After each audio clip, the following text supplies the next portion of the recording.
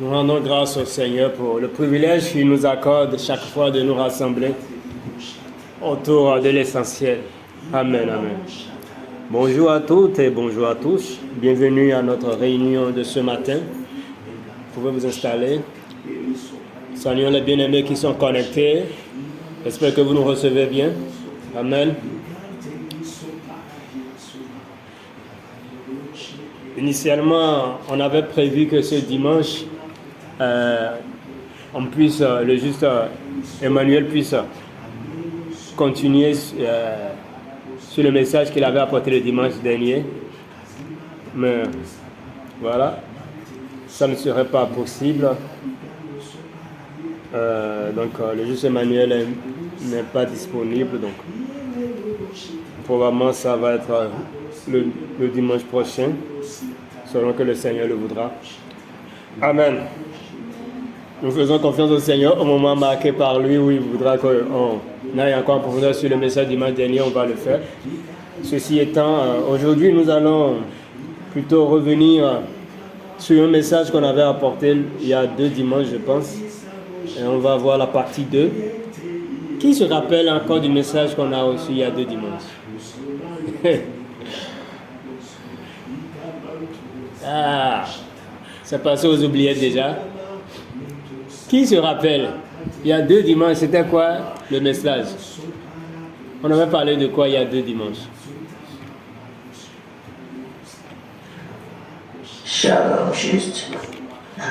Oui. Si j'ai bonne mémoire, les 4 mots du Saint-Esprit, il y en a vu 2 mots. Non, ce n'était pas il y a 2 dimanches. Ça, c'était avant. Il y a 2 dimanches. Ok. Je vais nous rafraîchir là. Ok. Il y a le juge Jean Amo qui voulait intervenir. Oui. Oui, allez-y, on vous écoute. Oui, moi, c'est bon. Merci beaucoup, juste Jean Amo, c'est exactement ça. Examinez toutes choses, retenez ce qui est exact. C'était le message qu'on avait reçu il y a 2 dimanches. Et donc aujourd'hui, on va voir la partie 2 de ce message. On va aller plus en profondeur, voir quelques passages aussi qu'on n'avait pas pu voir l'autre il y a 2 dimanches. Donc déjà, le texte de base, c'était dans 1 Thessaloniciens 5, 21, version parole de vie, qui dit ceci: examinez tout avec soin et retenez ce qui est bon. Examinez tout avec soin et retenez ce qui est bon. Vous voyez? Et là, c'est l'apôtre Paul qui parle. Hein? L'apôtre Paul qui, nous le savons tous, a reçu l'inspiration d'écrire la moitié du Nouveau Testament. Donc, bien qu'il ait écrit la moitié du Nouveau Testament, il n'a pas dit, bon, moi je suis le grand apôtre Paul, donc tout ce que je vous ai écrit là, prenez ça, pour content, avalez ça. Non. Mais il pense la peine de préciser que examinez tout avec soin et retenez ce qui est bon. Et le constat aujourd'hui, c'est que nous ne faisons pas ça. Pour beaucoup.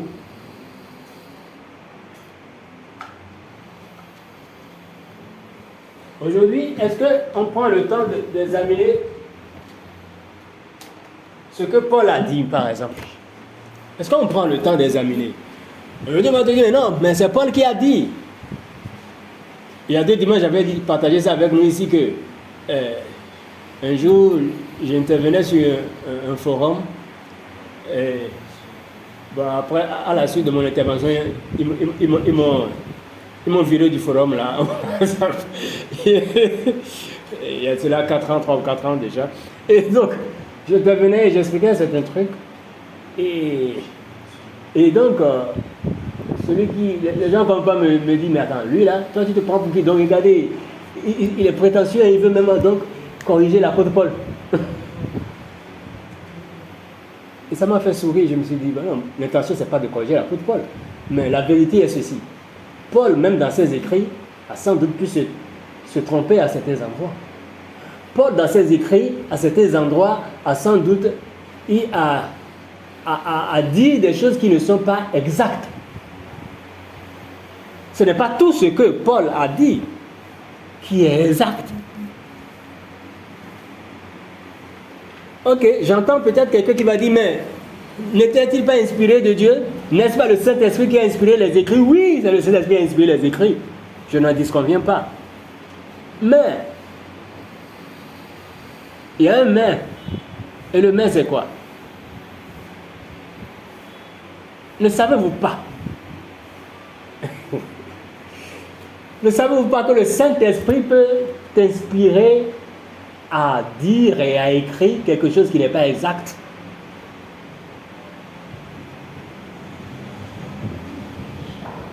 Vous ne savez pas?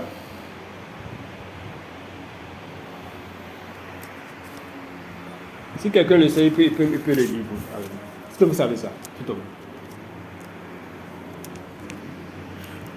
Ça vous choque? Vous ne savez pas que le Saint-Esprit peut inspirer des propos, des écrits qui ne sont pas exacts? Écoutez, quelque part dans l'Ancien Testament, il est dit, c'est plutôt c'était avec quel roi, à l'époque de quel roi, où on dit que le Seigneur lui-même a inspiré aux prophètes dit de fausses prophéties au roi pour l'amener à aller faire ce qu'il ne devait pas faire en fait. Je crois que c'était pour aller à la guerre. Ouais, il y a le juge Jean Pézy qui a levé la main, oui. Bon, vous le comprenez, c'est interactif. Hein. Non, je peux continuer? Non, faut finir d'abord. D'accord. Alors, donc, et le passage disait, il savait si quelqu'un trouve le passage, il peut le partager avec nous, où il a dit que un esprit de mensonge venant du Seigneur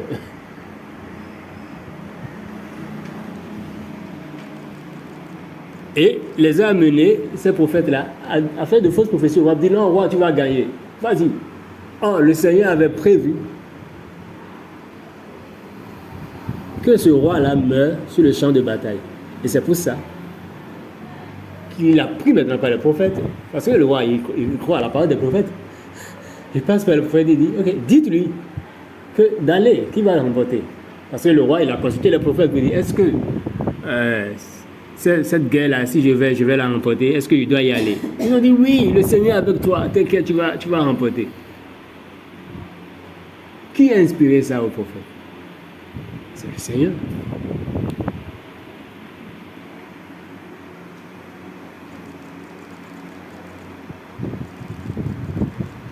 Et donc, le Seigneur, l'Esprit, ouais, c'est dans 1 roi 22. C'est ça, 1 roi 22.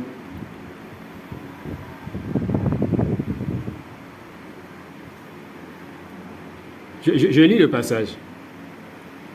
Parce que sinon, on va penser que, bon, c'est le frère Giscard qui... Il veut Giscard encore revenir avec quelque chose maintenant. 1 roi 22, verset 22. L'Éternel lui dit, comment je sortirai, répondit-il, et je serai un esprit de mensonge dans la bouche de tous ces prophètes.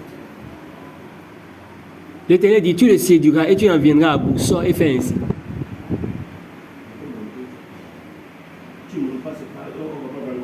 Ok, on va remonter à partir du verset 19. 18. Ok. À partir du verset 18. 1 roi 22. 1 roi 22 à partir du verset 18. Le roi d'Israël dit à Josaphat, ne te laisse pas dire, il ne prophétise sur moi rien de bon, il ne prophétise que du mal. Et Michée dit, écoute donc la parole, parce que je précise le contexte, c'est un peu ça. Tous les autres prophètes sont venus et on dit au roi, non c'est bon, ça va aller, tu vas gagner. Et Michée vient, bon, Michée dit non, cette bataille-là, si tu vas, ça ne marchera pas. Et donc, finalement, c'est Michée seul qui tenait un discours différent de celui des autres prophètes. Et donc, le roi, il était avec un autre roi, il lui dit, tu vois, je t'avais prévenu, je t'avais dit que ce gars-là, ce prophète-là, dans mon royaume, là, c'est lui seul qui dit des choses mauvaises sur moi, quoi. Tu vois. Et donc, maintenant au verset 18, donc, le roi disait, dit à Josaphat, ne te l'ai-je pas dit, il ne prophétise sur moi. Voilà, je commence au verset 17 plutôt. Michée répondit, je vois tout Israël dispersé sur les montagnes, comme des brebis qui n'ont point de berger. Et l'Éternel dit, ces gens n'ont point de maître, que chacun retourne en paix dans sa maison. Autrement dit, n'allez pas à la guerre. Or, les autres prophètes ont dit, non, il faut aller à la guerre. Le Seigneur nous a livrés, on va gagner. Et Michée lui dit, non. Ce que je vois là, c'est pas ça. Et donc le roi d'Israël, verset 18, dit à Josaphat, ne te l'ai-je pas dit, il ne prophétise sur moi rien de bon, il ne prophétise que du mal. Verset 19, et Michée dit, écoute donc la parole de l'Éternel. J'ai vu l'Éternel assis sur son trône, et toute l'armée des cieux se tenant auprès de lui, à sa droite et à sa gauche. Verset 20, et l'Éternel dit, qui séduira Akab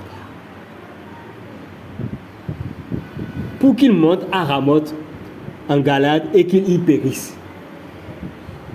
Il répondit l'un d'une manière, l'autre d'une autre. Verset 21, et un esprit vint se présenter devant l'Éternel et dit, moi, je lui séduirai. L'Éternel lui dit, comment? Verset 22, je sortirai, répondit-il, je serai un esprit de mensonge dans la bouche de tous ces prophètes. L'Éternel dit, tu le séduiras, tu en viendras à bout, sors et fais ainsi.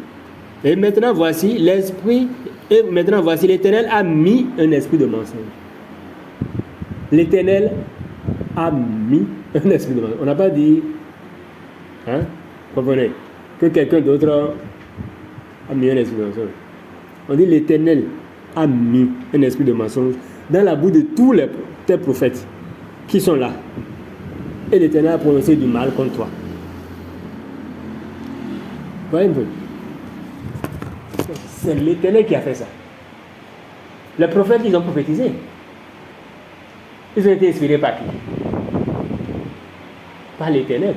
C'est l'Éternel qui a mis l'esprit de mensonge dans la bouche. Ils n'ont pas choisi de mentir au roi. D'accord? Donc, c'est pour dire donc, l'inspiration, le Seigneur peut amener quelqu'un à dire des choses qui ne sont pas exactes.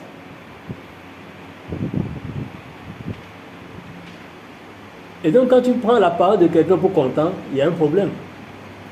C'est pourquoi Paul dit examinez tout. Et retenez ce qui est bon. Retenez ce qui est exact. Et c'est cette attitude que les bien-aimés de Béret adoptaient.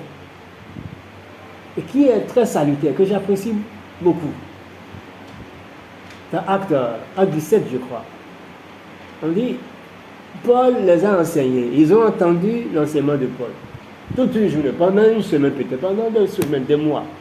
Tout comme toi et moi aujourd'hui, nous lisons les épîtres de Paul. D'accord? Les épîtres de Paul que nous lisons aujourd'hui, eux, ils entendaient ça en live. Mais quelle était leur attitude? On dit quand ils ont fini d'entendre les enseignements de Paul, une fois rentrés à la maison, ils se rassemblaient et ils sondaient les Écritures pour voir si tout ce que Paul a dit là, est-ce que c'est exact? Et ne retenir que ce qui est exact. C'est la partie là qui m'intéresse. Ils n'ont pas tout retenu. Je lis le passage, à 17. Verset 21, je crois, non? Non, c'est pas 21, à 17.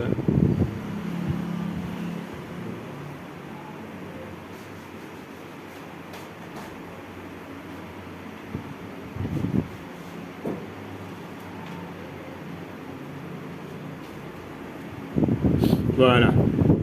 Verset 11. À 17, 11.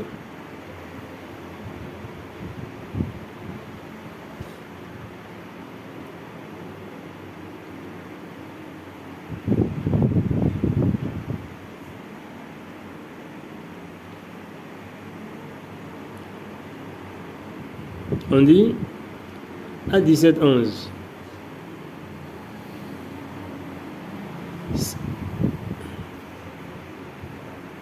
Ces Juifs avaient des sentiments plus nobles que ceux de Thessalonique. Ils reçurent la parole avec beaucoup d'empressement et ils examinaient chaque jour les Écritures pour voir si ce qu'on leur disait était exact.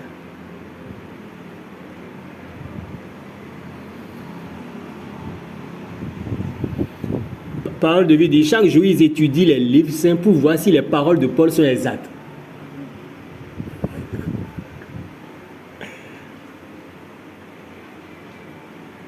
Pour voir si les paroles de Paul sont exactes. Ça veut dire quoi? Il y a possibilité que ça ne soit pas exact. Ça veut dire qu'il y a certaines des paroles de Paul qui n'étaient sans doute pas exactes. Donc, c'est ce qu'on appelle un tri sélectif. Ils ont fait un tri. Et c'est cet exercice qui nous fait beaucoup défaut aujourd'hui. Et on est dans une génération de croyants qui sont bornés. Excusez du peu le terme. Mais c'est ce que nous sommes. On est bornés.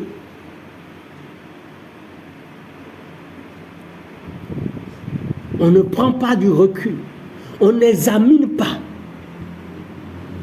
Oui, ce qu'il a dit, ça peut être très intéressant. On peut dire, waouh, c'est fort, c'est puissant. C'est une révélation. Ouais, tu as vu le réma là, c'est trop fort. Oui, c'est bien.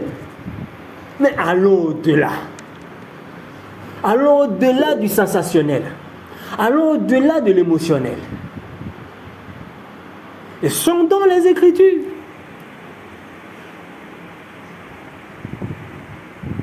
Même ce que je dis, même ce que nous disons ici, nous ne sommes pas là pour dire à quelqu'un avale tout, non.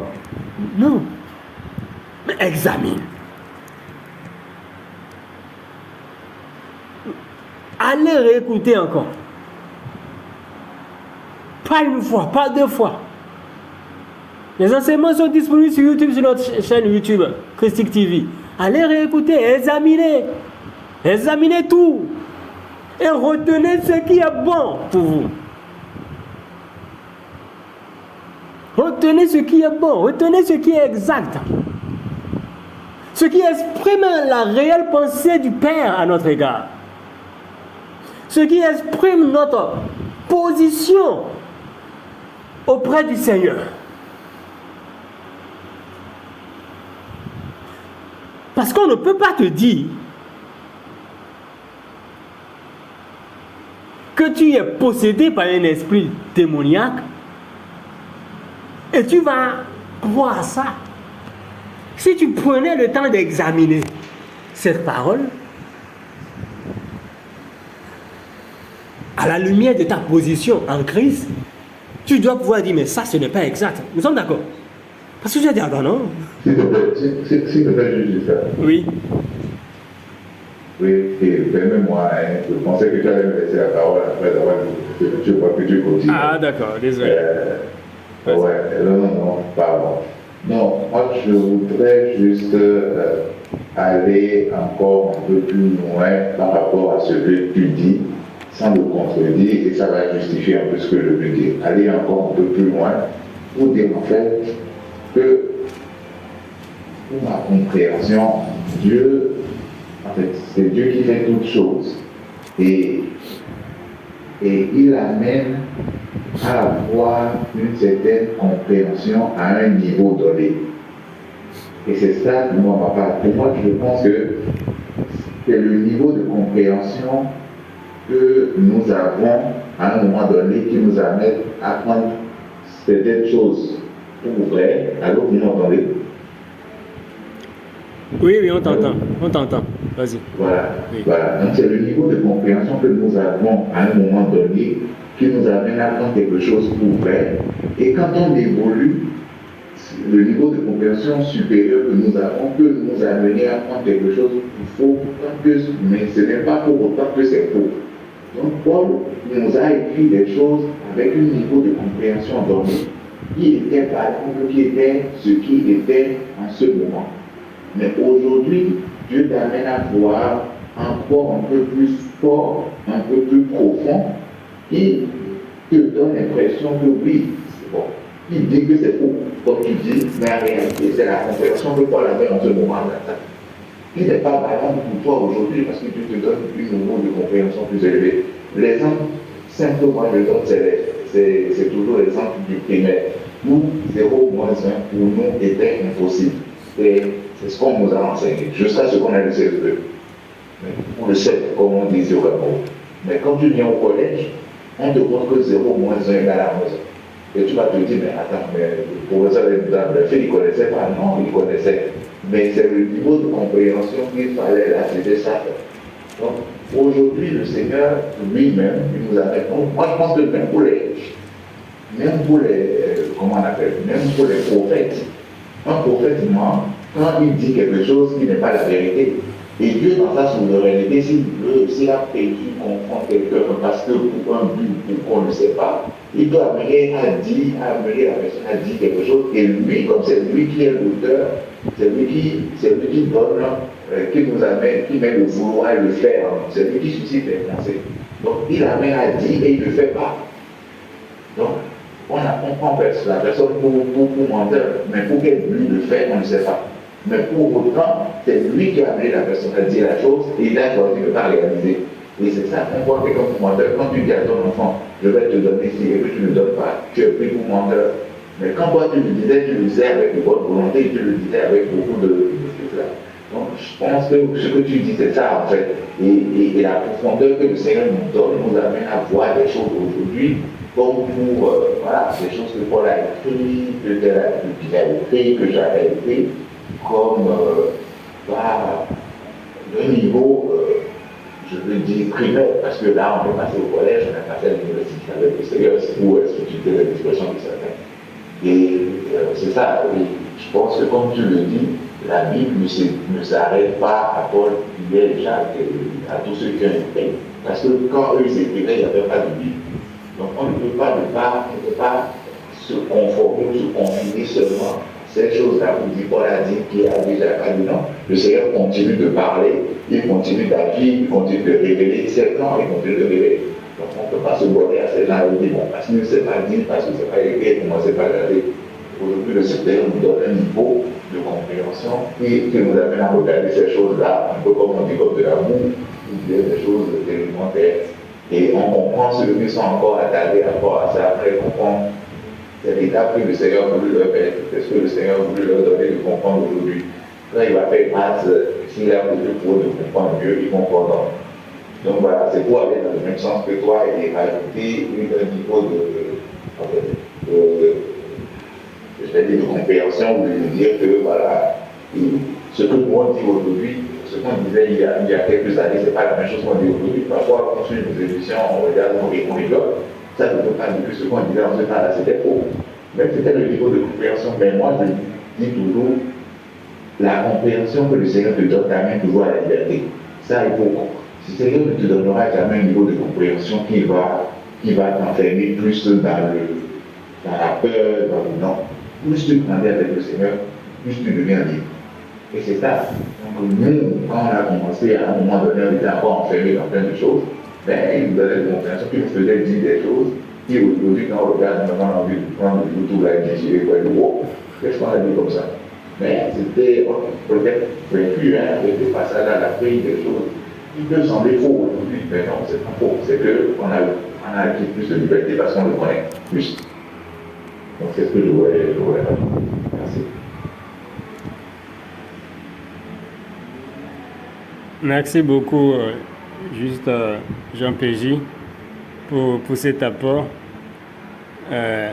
Tu as un peu dévancé les choses, c'est toujours bien. Amen.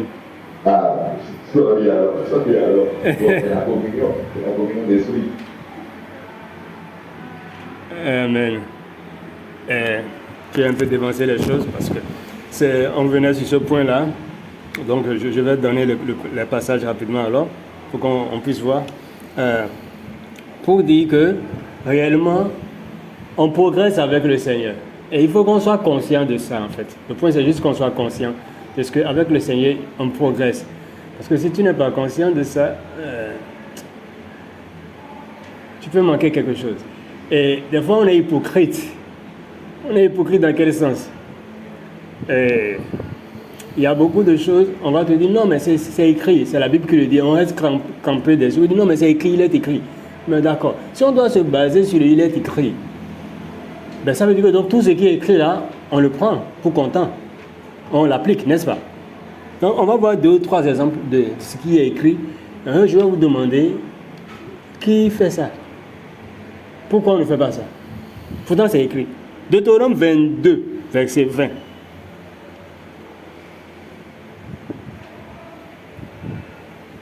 Si quelqu'un peut nous lire ça, ce serait bien. Sinon, on va dire que c'est ma version biblique. Deutéronome 22, verset 20.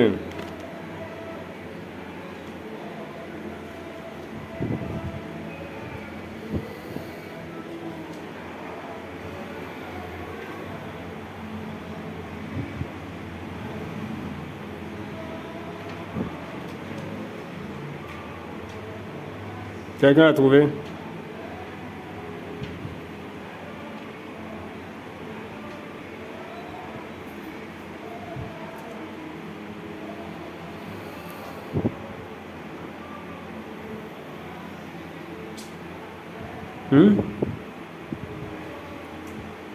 Personne. Oui, Louis II. Deutéronome 22, Deutéronome 22. verset 20. Oui. Louis II. Mais si le fait est vrai, Oui. si la jeune femme ne s'est point trouvée vierge, Oui. Si la jeune femme ne s'est pas trouvée vierge. 21, Oui, verset 21. on fera sortir la jeune femme à l'entrée de la maison de son père. Elle sera lapidée par les gens de la ville et elle mourra. Parce qu'elle a commis Une infamie en Israël en se prostituant dans la maison de son père. Tu ôteras ainsi le mal du milieu de toi. Amen. Je précise le contexte. Une jeune fille qui s'est mariée. Et donc quand elle s'est mariée, quand on remonte plus haut, au verset 13 de Deutéronome 22, c'est ça le contexte, on voit qu'elle s'est mariée. Maintenant on dit, si elle s'est mariée et que son mari constate qu'en réalité elle n'était pas vierge, il va l'amener devant les anciens. Et là, on va la ramener, cette fille-là, on va l'amener chez son papa. Et tout le monde va la lapider. Le peuple va la lapider à mort. Elle va mourir. Question. Aujourd'hui, pourquoi on n'applique pas ce verset-là dans nos assemblées?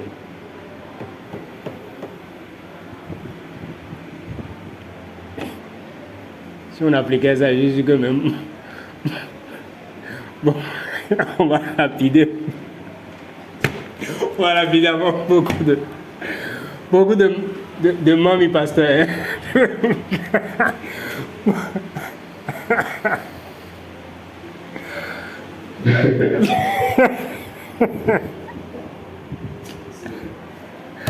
Beaucoup de mamies vont être lapidées.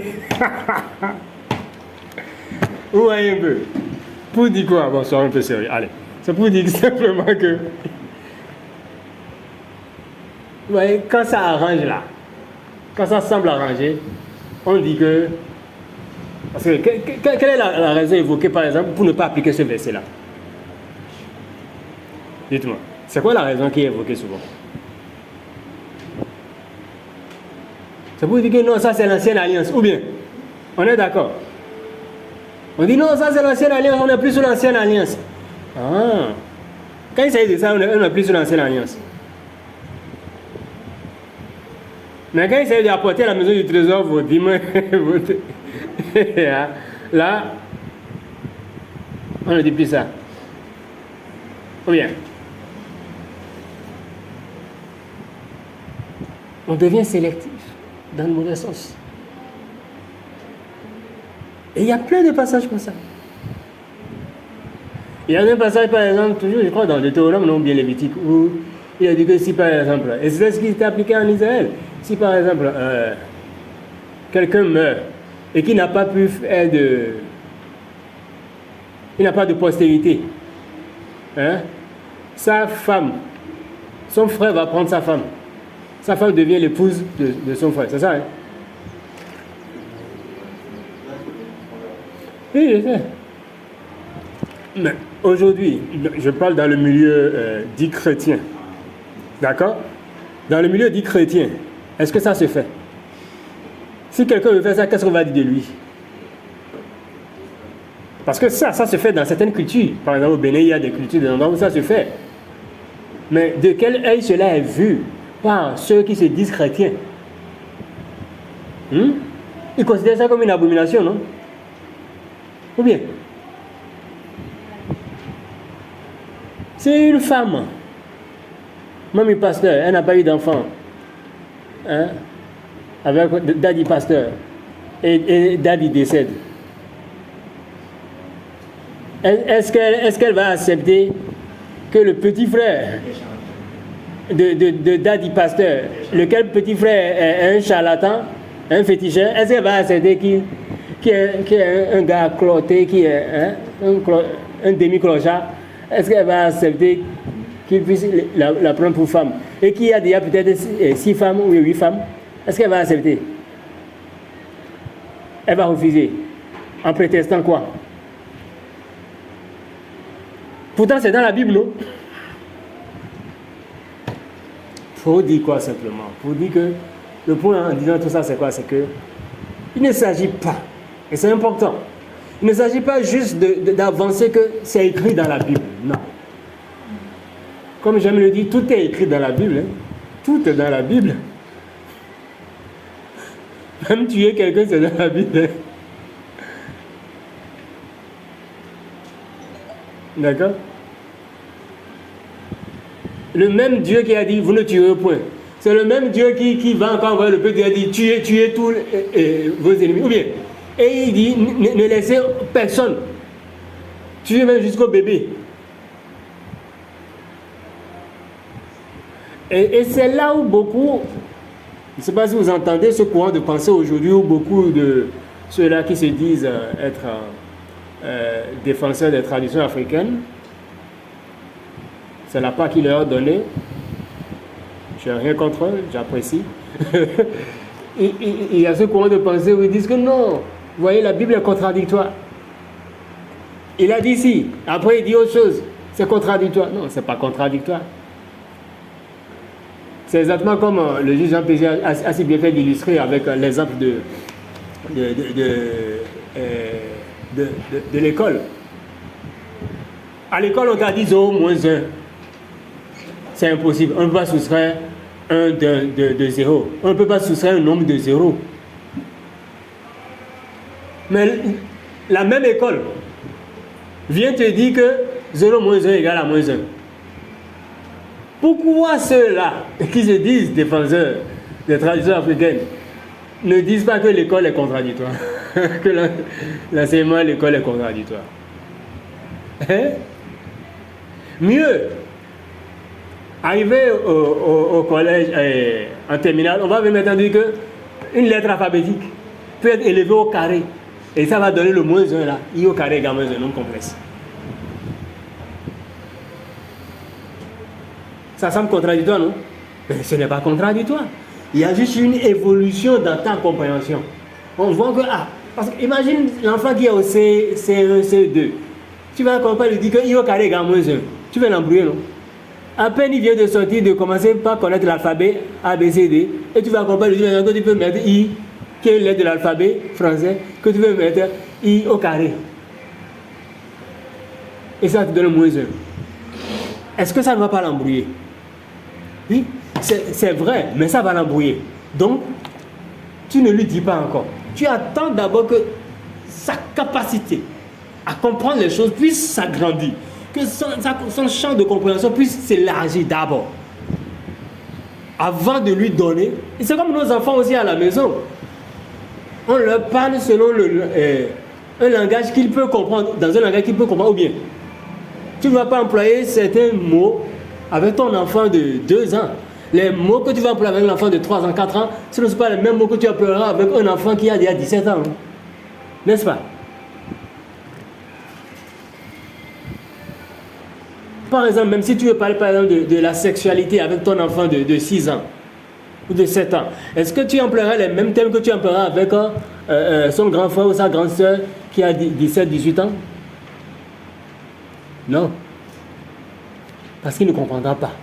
Parce que ça risque de le confondre, de l'embrouiller davantage. Donc tu vas plutôt employer des expressions, voilà, avec des illustrations qu'il peut vite comprendre. C'est la même chose. Sauf que beaucoup restent bloqués à ce niveau. Tu imagines, tu es en terminale et tu continues de dire que 0 moins 1 est impossible. Pourquoi? On te dit, mais 0 moins 1, tu dis non, c'est pas possible. Parce que mon maître du C1, ou bien je ne sais pas en quelle classe on t'apprend ça, a dit que ce n'est pas possible de soustraire un nombre de 0. Mon frère, c'est vrai. Mais tu n'es plus à ce niveau. Tu n'es plus au primaire. Ne te comporte plus comme quelqu'un qui est encore au primaire. Tu as évolué. Tu es passé au collège. Mieux, tu es passé du premier cycle du collège au second cycle. Tu es en terminale.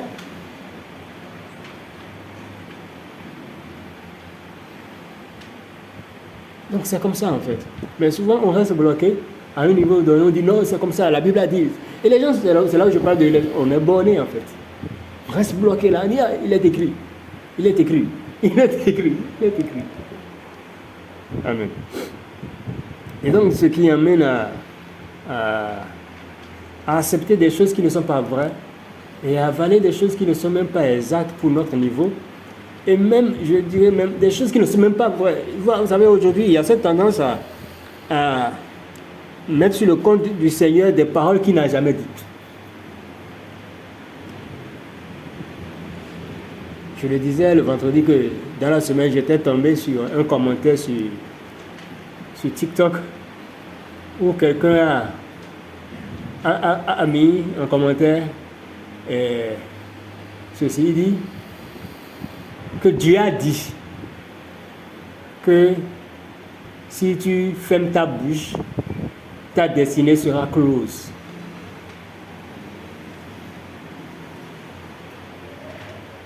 Et donc, heureusement qu'en commentaire, quelqu'un a eu au moins la lucidité de pouvoir dire, mais non, c'est écrit où? La personne lui a donné, c'est écrit où? Il n'a jamais répondu. Il n'a pas répondu. Mais c'est exactement ça. Oui, il y a beaucoup de choses que Dieu n'a jamais dit. Hein. Ce n'est écrit nulle part. Hein. C'est pas écrit. C'est juste de la pensée populaire. La pensée de développement personnel ou je ne sais pas quoi. Et on attribue à Dieu. Et beaucoup de personnes, prennent ça et disent oui, Dieu a dit ça. Mais jamais ils ne vont prendre le temps eux-mêmes de dire, ben, c'est écrit où? Il faut que j'aille voir la référence. Jamais. Pourquoi? Parce qu'on n'a pas développé cette habitude d'examiner tout. Et si on avait développé cette habitude d'examiner tout, lorsque le prédicateur, je ne sais pas qui, t'a dit pour la première fois que Dieu a dit, si ta bouche est fermée, ta destinée sera close, quand tu es rentré à la maison, tu ferais comme les juifs de Béré là. Et tu allais sonder les Écritures pour voir, c'est écrit où? Quand tu vas fouiller de Genèse à Apocalypse, tu ne verras nulle part un tel verset. Ce n'est nulle part.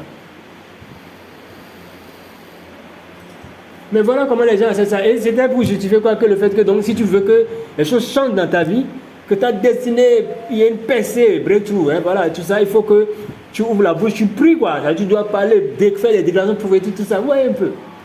Donc, pour justifier des habitudes, des attitudes dont on peut se passer, on devrait se passer d'ailleurs, on va sortir des phrases que le Seigneur n'a pas dites, mais qu'on lui attribue. Et comme toi, on te dit que c'est Dieu qui a dit, qu'est-ce que tu as fait? Ah, Dieu a dit. Je dois respecter. Oh, Dieu n'a même jamais dit ça. Qu'est-ce qu'il a dit plutôt? Psaume 16, verset 5 à 6. Psaume 16, 5 à 6, version TPT.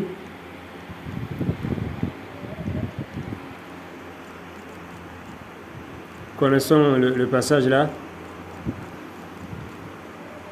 Il a dit ceci. Tu tiens mon destin et son timing entre tes mains. Ton agréable chemin me conduit vers des lieux agréables. Je suis submergé par les privilèges qui viennent avec vous et qui viennent quand on vous suit. Amen. Il dit, tu tiens mon destin. Ça, c'est le psalmiste qui parle. Et qui était conscient d'une vérité. Donc aujourd'hui, beaucoup d'entre nous n'en sommes pas malheureusement conscients peut-être. Il dit, tu tiens, il parle au Seigneur, il dit, Yahweh, tu tiens mon destin. Et son timing, son calendrier. Il y a une version qui dit son calendrier entre tes mains. C'est-à-dire donc, c'est toi, Seigneur, qui décides. Ma destinée n'est pas en train de vadrouiller. Non. Ce n'est pas du vagabondage, non. Mais ma destinée est quelque part. Elle est gardée par quelqu'un en sécurité.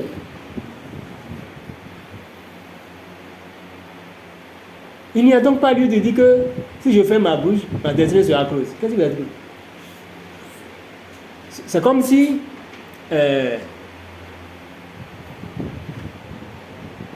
l'évolution de ma destinée ou comment les choses vont se passer dans ma vie dépendent de l'usage que je fais de ma bouche ou dépendent de moi en fait.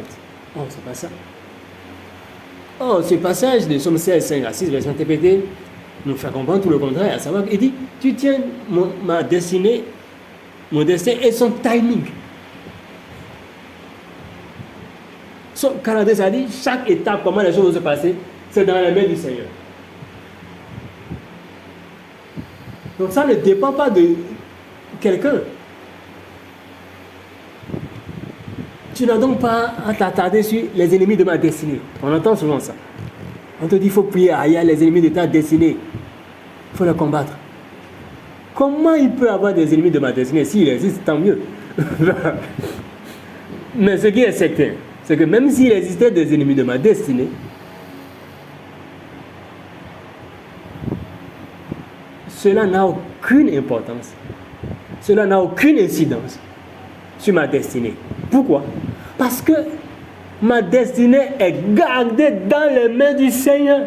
Et le timing de ma destinée, le timing de mon destin, le calendrier, c'est-à-dire à la minute près, à la seconde près, comment le dérouler, la feuille de route, la trame de ma destinée est dans les mains du Seigneur. Aucun ennemi n'y a accès. S'il existait, aucun ennemi n'y a accès. Alors, comment ils peuvent empêcher quelque chose à laquelle ils n'ont pas accès? Non, dites-moi. C'est-à-dire, on dit que le calendrier est dans les mains du Seigneur, ça veut dire que personne ne sait, même toi, tu ne sais pas, demain matin là, ce qui va t'arriver. Là où tu seras demain matin, tu ne sais pas. Les nouvelles qui viendront à toi demain matin, tu ne sais pas. S'il y a une promotion, il y a une bonne nouvelle qui vient à toi, tu ne sais pas. Alors comment un ennemi peut le savoir et aller court-circuiter ça et aller bloquer ça? Expliquez-moi. Il est passé par où? Alors que le calendrier est dans les mains du Seigneur. Comment il a fait pour voir ce qui est dans les mains du Seigneur?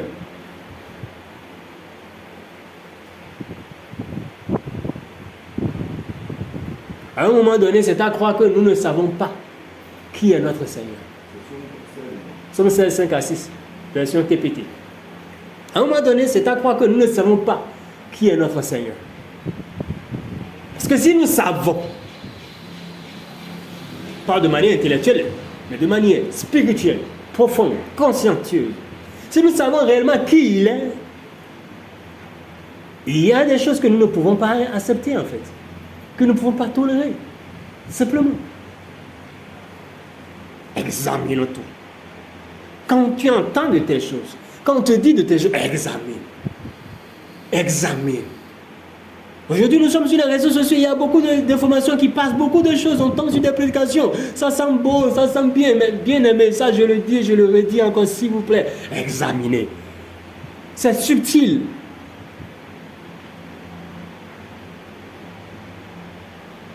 C'est un foutu. Dans un ensemble donné, où tu peux dire que ben, ça semble bon, ça semble conforme à ce qu'on me dit ici, derrière tout. Il y aura des petits trucs encore dedans que, en fait, pour toi, tu n'es plus à ce niveau, tu ne dois plus encore avaler ça. Mais comme tu ne prends pas le temps d'examiner tout, tu avales le tout. Et qu'est-ce que ça va créer? Une forme de confusion à un moment donné. Une forme de mélange. L'apôtre Paul en parle. Dans Galates, il dit, mais vous mélangez.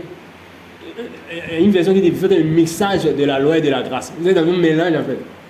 Vous devez comme DJ Mix, quoi. Vous faites un mixage, quoi. Tu fais un mixage.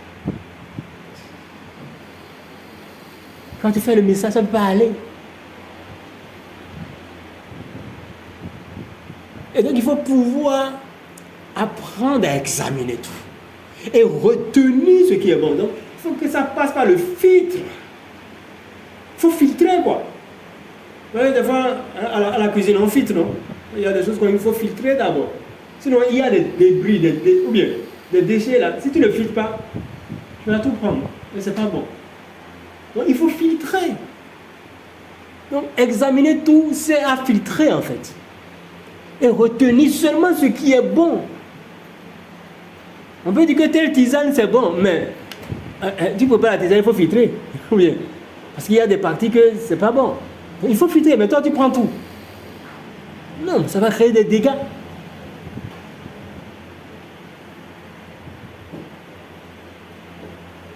Et c'est là où tu vas encore dire que tu n'arrives pas à dormir. Tu vas encore dire que tu penses que tu es réclamé. Comment on peut te réclamer? Comment tu peux penser qu'on te réclame? Tu veux justifier ça par quoi?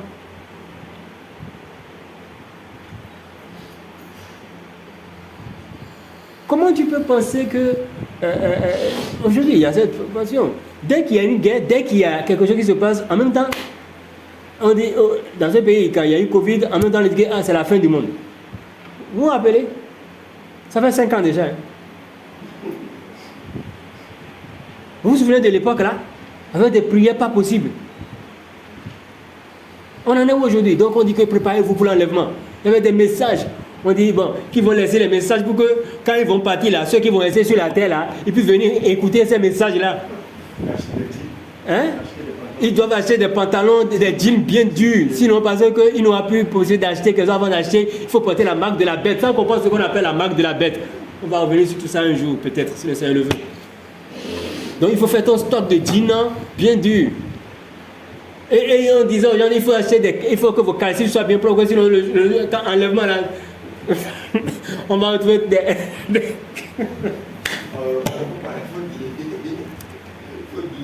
oh, bien, il y a de ces messages. La comédie, quoi.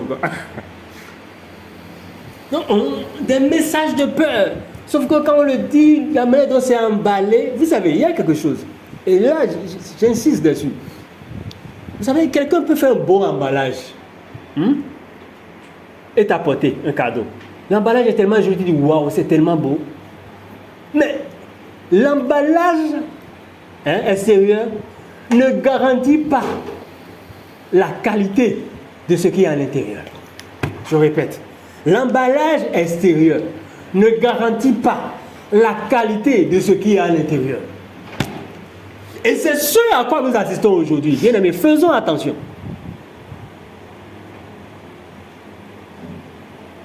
L'emballage extérieur est tellement beau que quand tu vois ça, tu te dis, mais non, mais waouh, c'est profond, oh là là, ouais. Il faut se reconnecter au Seigneur. Comme si tu étais déconnecté de lui. Dis-moi, à quel moment tu es déconnecté de lui? On te parle de réveil spirituel, tu dormais?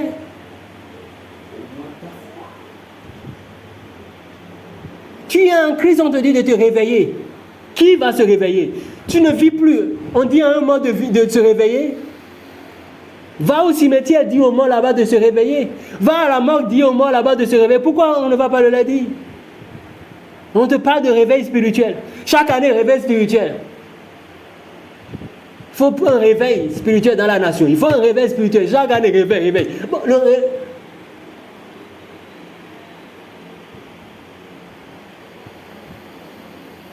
Ce dont je parle là, je connais tous les versets qu'on peut prendre pour justifier ça. Vous pouvez aller sur YouTube, taper mon nom sur YouTube et vous mettez réveil spirituel. Vous allez voir des émissions que j'ai faites sur le réveil spirituel. Donc je connais très bien ça. Ce n'est pas un sujet nouveau pour moi. Oui, là maintenant, allez sur YouTube, tapez mon nom et mettez réveil spirituel. Vous allez voir des émissions que j'ai faites sur le réveil spirituel.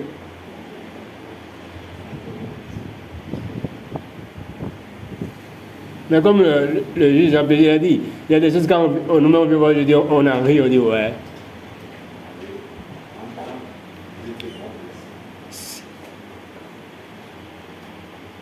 Le Seigneur fait grâce. Mais donc, il faut pouvoir examiner tout. Romains 6, verset 11, parole vivante, nous dit quoi? Romains 6, 11. Romains 6, 11, parole vivante.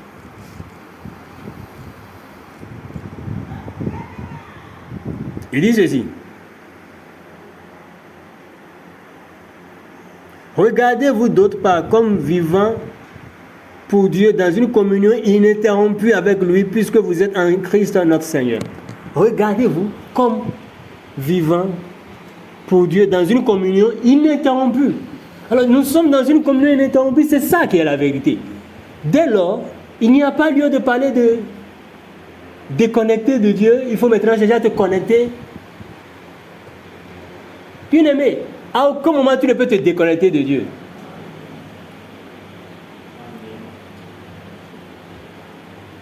C'est pas un réseau GSM. Hein? C'est pas fibre où tu décides toi-même. En fait, c'est à croire que c'est comme, vous voyez, Internet là, où toi-même, les données, toi-même, tu peux décider d'éteindre et d'allumer, comme bon te semble. Et c'est ce qu'on pense. Hein? Et on éteint ça quand, selon nous, on n'a pas une bonne vie de prière. Ou comme, selon nous, on aurait chuté. Et on réallume ça quand, selon nous, on redynamise notre vie de prière. Ou qu'on commence par marcher dans la sanctification, comme si on marchait dans quoi avant?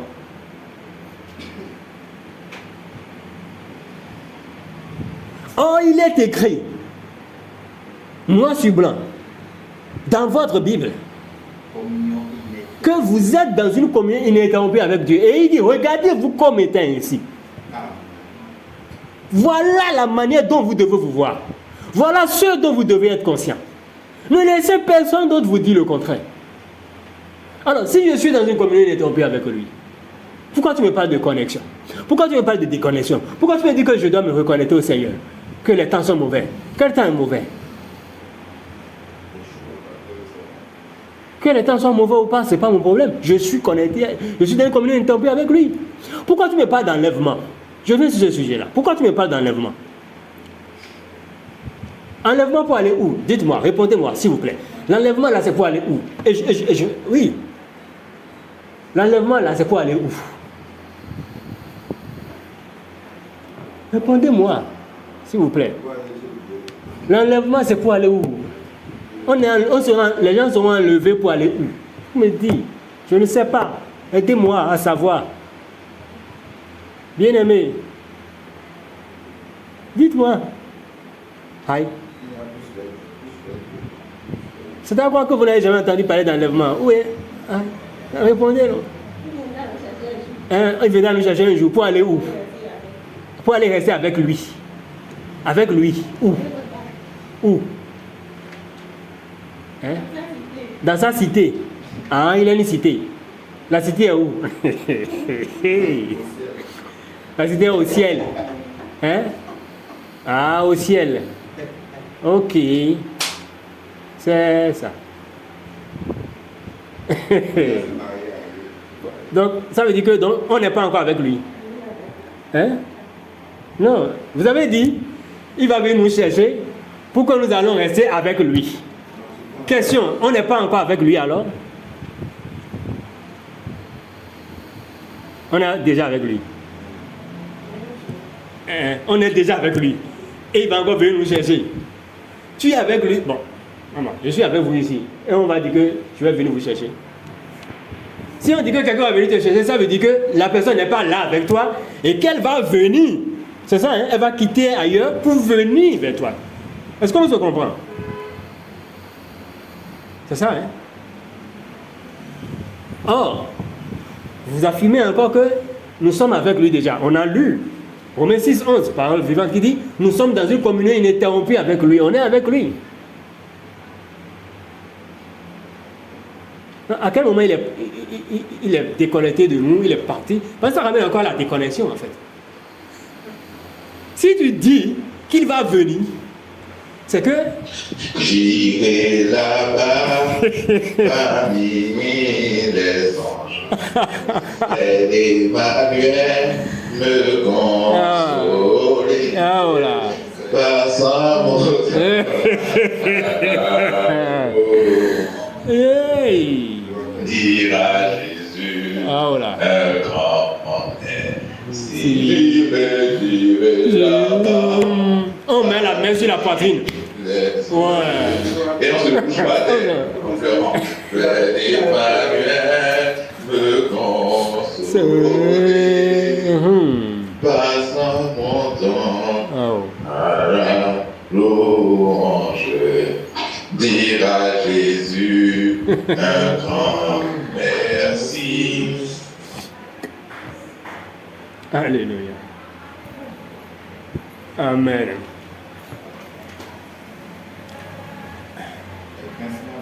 Amen. Vous savez, oui, je lis dans les commentaires au ciel, nous sommes déjà en lui, la nouvelle Jérusalem, 1 Thessaloniciens 23, que Dieu lui-même, le Dieu qui rend tout saint et entier, vous rende saint et entier, vous réunissez esprit, âme et corps et vous garde prêt pour la venue de notre Maître Jésus-Christ. Ouais, c'est bien. Ce message ne concerne pas les nés de nouveau, ça fait du bien à l'âme. Ok, super. Alors, je pense que si on a pris le temps de suivre ce qui a été dit depuis le début, on a réponse à certaines choses nous-mêmes déjà. Notamment le passage de 1 Thessaloniciens, on a réponse à ça. Oui, c'est ce que Paul a dit. C'est sa compréhension, il n'y a pas de souci. Mais il faut comprendre aussi ceci. C'est pourquoi je dis, il faut ramener les choses par rapport à votre position en Christ. C'est où votre position en Christ? Nous sommes où? Oui, juste ça. Moi, je propose que ça soit l'objet d'un message. Il ne faut pas qu'on... Ça t'a dit ça. Oui, je propose que ça soit l'objet d'un message à part. Pour qu'on puisse mieux digérer. Mieux digérer. Voilà. Oui, sinon, ça va faire beaucoup d'informations. Tout à fait, à la fois. Amen. Donc, on va revenir sur ça d'ici là, plus en détail, parce que c'est assez important. Vous voyez, donc, il y a beaucoup de ces choses que nous avalons, nous considérons, mais qui, en réalité, si on prenait le temps d'examiner, on allait réaliser que maintenant, ça, j'ai plus besoin. Aujourd'hui, tu peux entendre quelqu'un peut te dire que il faut te connecter à ma grâce. Ou bien, vous entendez ça? La grâce. Ou quelqu'un va dire, je sais telle personne pour avoir la grâce qu'il y a sur sa vie. Ça pose un problème de fond. Ça pose un problème de fond. Pourquoi? Éphésiens 4.7. Éphésiens 4.7. Est-ce qu'on peut lire Éphésiens 4.7? Je lis ça dans la version Bible amplifiée. Bible amplifiée, hein, c'est ça. Éphésiens 4.7. Je vais lire dans la version Bible amplifiée et aussi français courant et des messages. Éphésiens 4.7. Ok.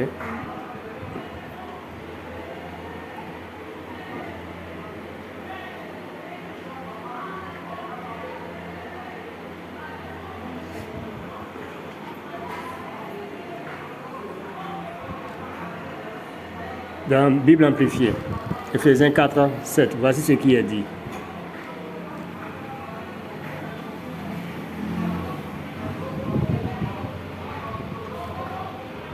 Il dit ceci. Cependant, la grâce La faveur immédiate a été donnée à chacun de nous, non pas indistinctement, mais de manière différente, selon la mesure du don riche et abondant de Christ. La grâce a été donnée à chacun de nous de manière différente, selon la mesure du don riche et abondant de Christ. Ça, c'est la version Bible amplifiée. Maintenant, voyons ça dans la version français courant, qui dit: cependant, chacun de nous a reçu un don particulier, l'un de ceux que le Christ a généreusement accordé. Il dit: chacun de nous a reçu un don particulier.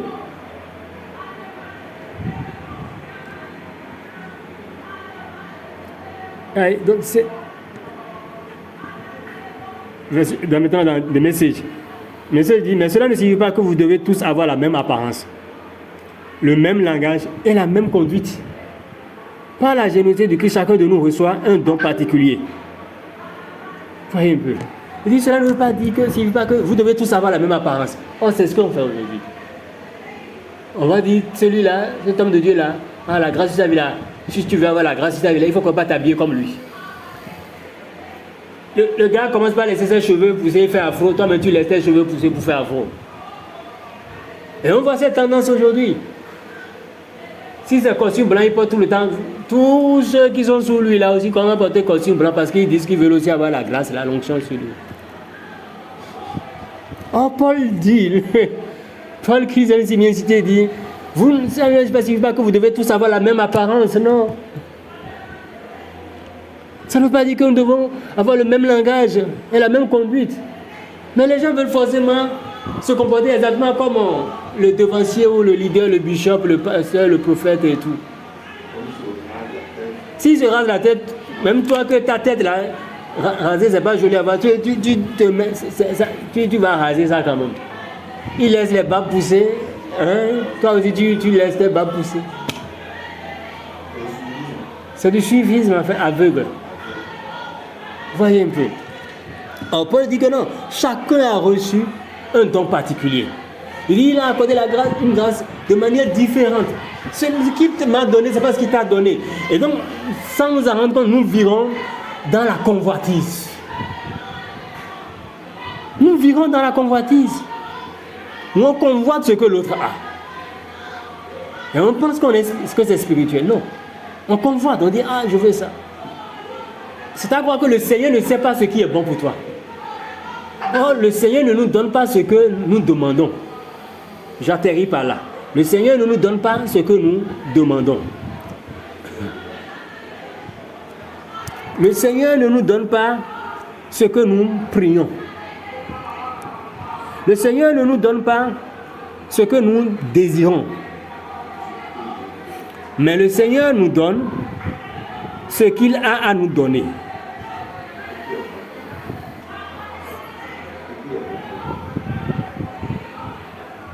Hein? Le Seigneur nous donne ce qu'il a à nous donner. On va lire ça dans Romains 8. Romains 8, verset 31 à 32, dans la version anglaise TPT. Romains 8, 31 à 32, version anglaise TPT. Paul qui dit: alors, qu'est-ce que cela signifie? Si Dieu a décidé de se tenir à nos côtés, dites-moi, qui donc pourrait s'opposer à nous? Car Dieu a prouvé son amour en nous donnant son plus grand trésor, le don de son Fils. Et puisque Dieu l'a offert librement en sacrifice pour nous tous, il ne nous refusera certainement rien d'autre de ce qu'il a à nous donner. Paul n'a pas dit: il ne nous refusera certainement rien d'autre de ce que nous lui demandons. Paul n'a pas dit: il ne nous refusera certainement rien d'autre de ce pourquoi nous jeûnons, de ce pourquoi nous prions, de ce pourquoi nous avons fait tel semence sacrificielle. Non. De ce que nous désirons, non. Mais il dit: il ne nous refusera certainement rien d'autre de ce qu'il a à nous donner. Ça veut dire quoi? Ça veut dire qu'il s'agit donc de ce que lui, il a à donner. Tout tourne autour de ce que lui, il a à donner. Et qui d'autre que lui sait ce qu'il a à nous donner? Est-ce que toi, tu sais ce qu'il a à te donner? Est-ce que tu sais ce qu'il a à me donner? Tu ne sais pas. Alors comment si par exemple le Seigneur m'accorde tes choses demain, comment peux-tu venir me dire que c'est grâce à toi que j'ai eu ça? Et donc je dois faire une offrande sacrificielle dans ta vie, une semence dans ta vie. Que c'est grâce à toi, c'est grâce à ton intercession, c'est grâce à tes prières. Alors que tu ne sais même pas ce que lui là a me donné. Vous voyez comment ça s'appelle de l'usurpation? De pouvoir, usurpation de pouvoir. Tu te prends pour qui tu n'es pas. Tu te fais passer pour ce que tu n'es pas. Ce que tu n'as pas fait, tu veux t'attribuer ça, une certaine gloire. Toi qui es incapable de savoir si demain tu vas voir le jour, tu vas voir le lever du soleil demain, comment toi tu peux prétendre que c'est grâce à toi que si que ça? Quelle ignorance de notre part. Le Seigneur donne ce qu'il a à donner. Point. Comprenons cela. Les bénédictions du Seigneur, ce que le Seigneur fait, tout découle de ce qu'il a prévu. Et pas de ce que nous demandons, voulons, recherchons. Ou non. Ni de nos comportements, de notre conduite, non. C'est ce que lui l'a a donné. Voilà pourquoi en tout temps nous devons simplement lui rendre grâce. En tout temps nous devons simplement lui dire merci Seigneur. Merci pour ce que tu as à me donner. Merci pour ce que tu as prévu pour moi. Je te rends grâce. Je ne sais pas ce que c'est, mais j'apprécie cela. Je te rends grâce. Certainement, c'est ce qu'il me faut à ce moment-là. Certainement, c'est ce qu'il me faut à ce moment-là.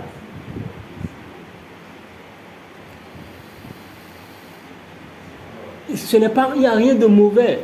Vous savez, on a cette tendance à dire que, à demander ou à penser que demain sera meilleur qu'aujourd'hui. Non, c'est faux. Il n'y a pas un demain meilleur qu'aujourd'hui. Et il n'y a pas un hier meilleur qu'aujourd'hui, ni un aujourd'hui meilleur qu'hier.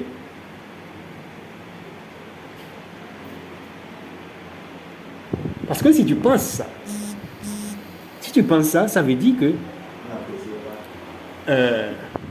tu es en train de dire... Parce que hier, là, qui a fait hier? Ce que tu as eu hier, là, qui t'a donné ça? Maintenant, aujourd'hui, toi, tu qualifies ce que tu as eu hier de mauvais.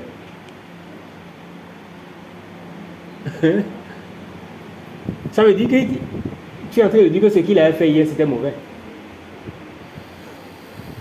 Or, restant dans le contexte biblique, dans Genèse 1, il a dit quoi?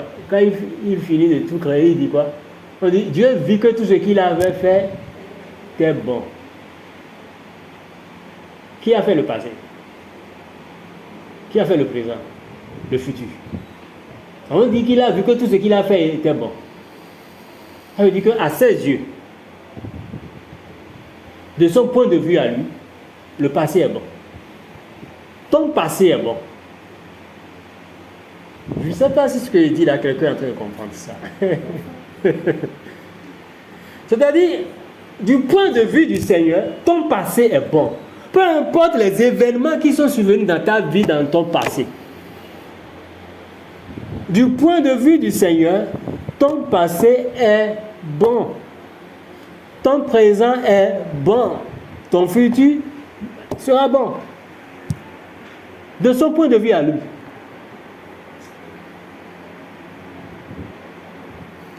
La vie en Christ n'est pas une vie de regret. C'est dommage qu'on puisse dire qu'on est en Christ et qu'on vive encore dans le regret au quotidien. Ou tu vas dire, si je savais, c'est parce que j'avais fait tel mauvais choix. Toi, tu peux faire un choix. Qui t'a amené à faire ce choix-là? Là où il est écrit que c'est lui qui produit en nous le vouloir et le faire. Alors, qui t'a amené à faire ce choix? Et toi, tu viens regretter.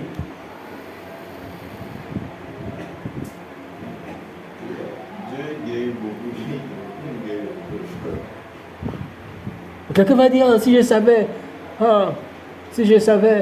je n'aurais pas dû épouser tel homme, je n'aurais pas dû épouser telle femme. Si je savais, je n'allais pas faire telle formation, je n'aurais dû faire telle autre formation. J'allais accepter telle opportunité, j'avais telle possibilité, et j'ai laissé ça. Ainsi de suite.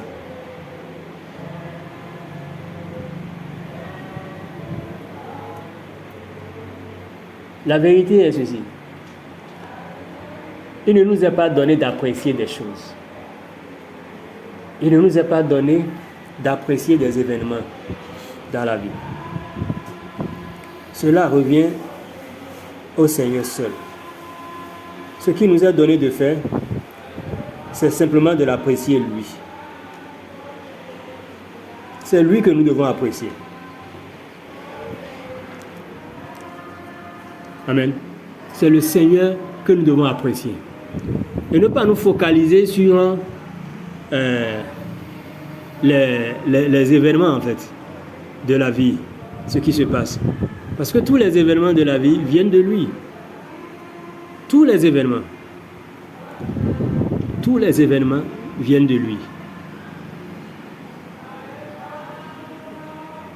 Je nous lis un dernier passage avant de passer la parole. Ecclésiaste 3:11. Ecclésiaste 3:11 que je lis dans la version française courante. Ecclésiaste 3:11 qui dit ceci. Dieu a établi pour chaque événement le moment qui convient.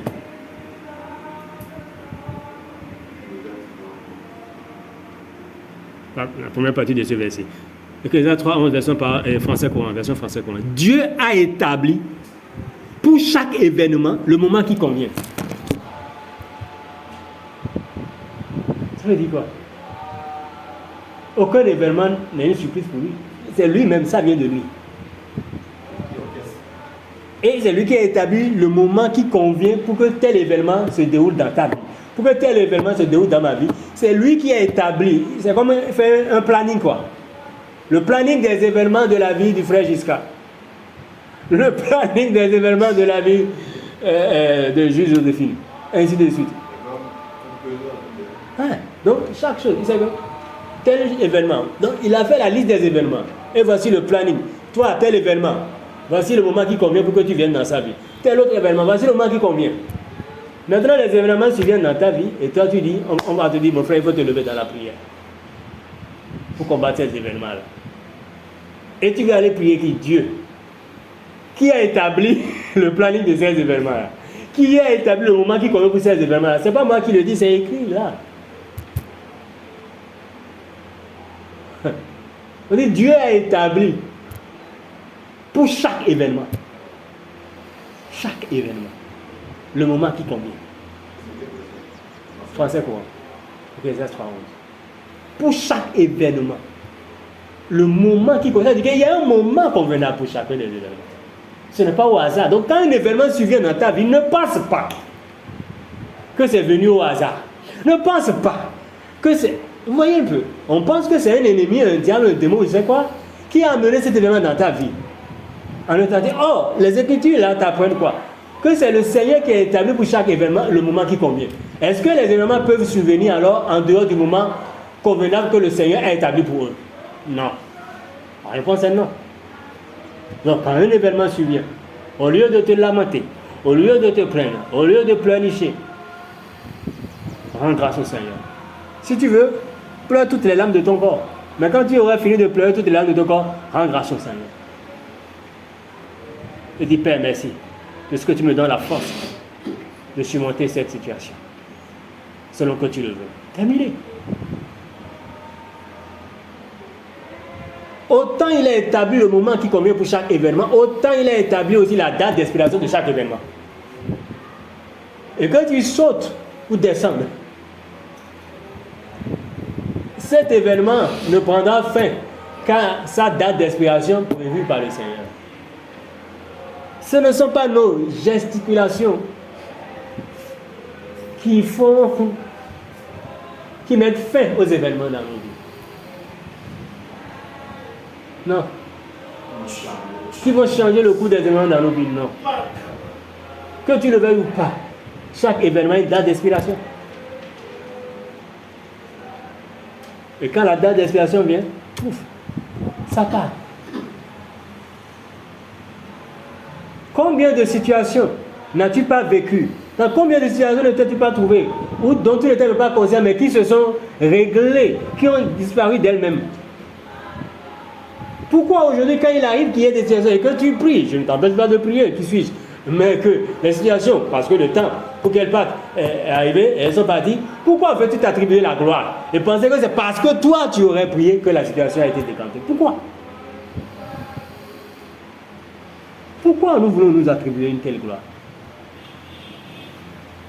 Oubliant qu'il y a quelqu'un qui est souverain.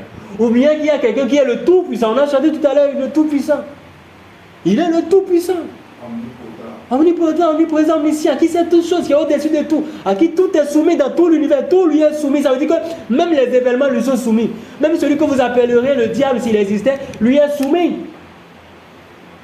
Il n'a pas d'adversaire, il n'a pas d'opposant. Le Seigneur n'est en rivalité avec personne, excusez du peu. Il est le seul maître, maître absolu. Et il règne sans partage. Il n'a cédé aucun lopin de terre à qui que ce soit. Le seul qui gouverne, c'est lui. Il gouverne tout.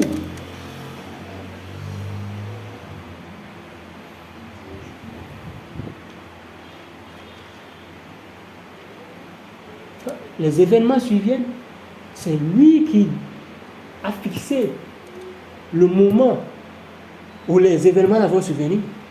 Et c'est encore lui qui fixe la deadline, la date d'expiration de ces événements-là. Et il n'y a aucun événement qui puisse aller au-delà de sa date d'expiration. Ce n'est pas possible. Si un événement a la capacité d'aller au-delà de sa date d'expiration, ça veut dire que le Seigneur n'est plus Seigneur. Le Seigneur n'est plus souverain, il n'est plus tout puissant. Ça veut dire que l'événement là est plus puissant que le Seigneur. Chose impossible. Chose impossible. Donc, dans tous les cas de figure, tout lui est soumis. Et c'est ce que lui veut qui se manifeste. Rendons-lui simplement grâce. Apprenons à examiner toutes choses et à retenir ce qui est bon. Ne soyons plus des aval tout, mais examinons. Peu importe ce qu'on te dit, ce que tu lis, ce que tu entends. Oui, on peut dire, oui, c'est dans la Bible, c'est Bible, on ne sait pas. Examine, ramène ça. Chaque chose dans son contexte. Parce que tu ne peux pas comprendre ce que tu ne mets pas dans son contexte. Un texte qui n'est pas mis dans son contexte, tu ne peux pas le comprendre. Tu auras une compréhension inexacte de ça. Et regardons un peu notre position en Christ aujourd'hui. Où nous sommes avec lui, qui nous sommes en lui, qui il est pour nous. Voilà les éléments que nous devons mettre ensemble et qui constituent comme les filtres au travers desquels nous allons pouvoir filtrer les messages que nous entendons, que nous lisons, ce que nous lisons dans la Bible même et tout. Et pouvoir retenir ce qui est bon et mettre de côté l'autre. C'était le message de ce matin. C'est quelque chose qu'on connaissait déjà, mais il est important de revenir sur ces notions de base. Voilà. S'il y a des questions, des apports, vous avez la parole aussi. Questions, apports, bien aimé.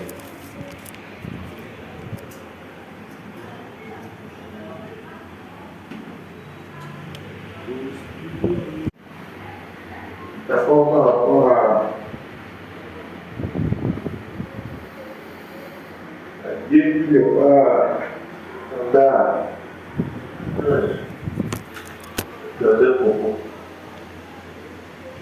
Je vais prendre l'exemple de la loi. Quand tu veux relever. Oui, on vous reçoit, mais un peu faiblement. Je ne sais pas si vous avez un écouteur, vous pouvez l'enlever s'il vous plaît. Au cas où vous avez mis un écouteur. Merci.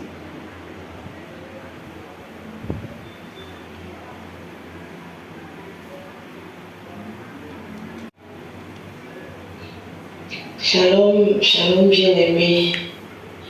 Oui, je pose la question, je veux bien comprendre.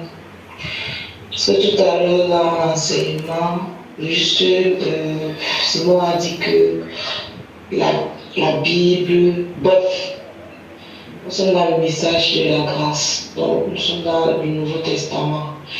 Et que même jusque dans les écrits du Nouveau Testament, ce que les apôtres ont écrit, ça doit être remis en cause. On doit pouvoir remettre ça en cause, on doit pouvoir s'interroger davantage. Et après, juste PJ a aussi intervenu. Bon, Donc, ça m'a paru, je n'ai pas bien compris vraiment. Comment est-ce qu'on peut remettre les écrits des apôtres en cause lorsque la Bible nous dit que les paroles de Christ ne tomberont pas. La parole de Dieu est infaillible et que celui qui va enlever un iota ou va supprimer un iota, lui aussi sa part sera retranchée de l'arbre, je sais pas, j'essaie de paraphraser, pardon. Donc je ne comprends pas comment est-ce que je ne sais pas comment je vais dire ça, avec quel mandat ou alors avec quelle autorité nous, on doit venir remettre en cause ce que, quand ils étaient en train d'écrire là, Dieu était, c'est pas Dieu qui les inspirait, c'est Dieu qui appelait ça et jusqu'à notre époque aujourd'hui, notre génération, cela est venu à notre connaissance. Maintenant, pourquoi aujourd'hui nous, on a se retrouvé en train de remettre en cause? Maintenant, quand le juste PJ a aussi expliqué, donné son explication, je pense que j'ai compris plutôt, comme on disait souvent, la révélation ou alors la compréhension des Écritures est plutôt progressive. Ça veut dire que le problème, je ne pense pas qu'on devait dire qu'on remet les Écritures en cause, mais c'est plutôt à nous, notre compréhension à nous peut-être selon que l'esprit de la grâce ou alors l'esprit de Christ évolue avec nous. Je ne sais pas si c'est nous qui évoluons ou alors si c'est l'esprit de Dieu qui évolue avec nous dans la compréhension de ce qui est déjà écrit là, de ce qui est déjà là. Parce que je ne pense pas que la Bible va changer. Comme l'apôtre Paul disait même que la lettre tue, mais c'est l'esprit qui vient vivifier ce qui est l'être. Donc je ne pense pas que le problème ce soit au niveau de la lettre écrite. Le problème, je me dis que le problème est plutôt à nous, à notre niveau, nous, les lecteurs. Nous qui lisons, c'est notre compréhension à nous qui a un problème en fait. Et c'est pourquoi le Seigneur disait de persévérer dans l'enseignement des apôtres, dans la communion fraternelle, dans les factions du peuple, parce que c'est dans cette persévérance que je me dis qu'il y a la croissance de la compréhension de la lettre. Mais sauf si c'est un abus de langage ou alors peut-être c'était pas mais moi je n'ai pas bien saisi là. On dit qu'on doit revoir les Écritures. Plutôt revoir notre compréhension. Bon, c'était un peu, je ne sais pas si c'est les questions, si c'est une intégration, mais c'était un peu flou dans mon esprit à ce niveau-là. Merci.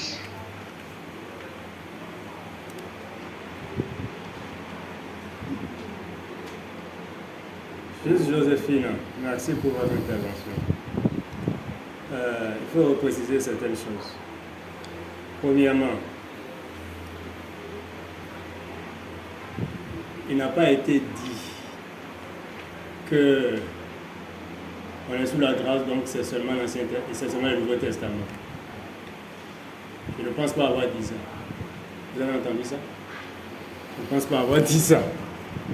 D'accord? Mais je dis que les gens disent que pour par exemple justifier le verset de Deutéronome, pourquoi ils n'appliquent pas ça, ils disent que non, ils sont sous la nouvelle alliance. Donc ce qui est sous l'ancienne alliance ne les concerne pas. Mais je n'ai pas dit que sous la grâce, ce qui concerne seulement, c'est le Nouveau Testament. Je n'ai pas parlé en ces termes-là. Donc je tenais à préciser ça. Deuxième chose, quand on parle de oui, le Seigneur dit que la parole de Christ est infaillible. Mais vous faites si bien de le dire. La parole de Christ, c'est la parole de Christ. La parole de Christ n'est pas la parole des apôtres, non? Juste Joséphine. La parole de Joséphine, est-ce que c'est la parole de Christ? Et la Bible n'est pas la parole de Christ. Mais la Bible contient la parole de Christ. C'est pas la même chose. Et ça, c'est important de le savoir. C'est vrai, c'est un sujet sur lequel on n'aime pas trop, les gens n'aiment pas trop à parler, mais c'est important. Ça aide des sensibilités peut-être, mais c'est la vérité. La Bible n'est pas la parole de Christ, mais elle contient la parole de Christ, on est d'accord. Parce que si on pense que la Bible est la parole de Christ, ça veut dire qu'on limite la parole de Christ à la Bible, au cadre de la Bible. Conséquence, on limite le Seigneur. C'est-à-dire, on met le Seigneur dans une boîte encore. Oh, le Seigneur ne peut pas être mis dans une boîte.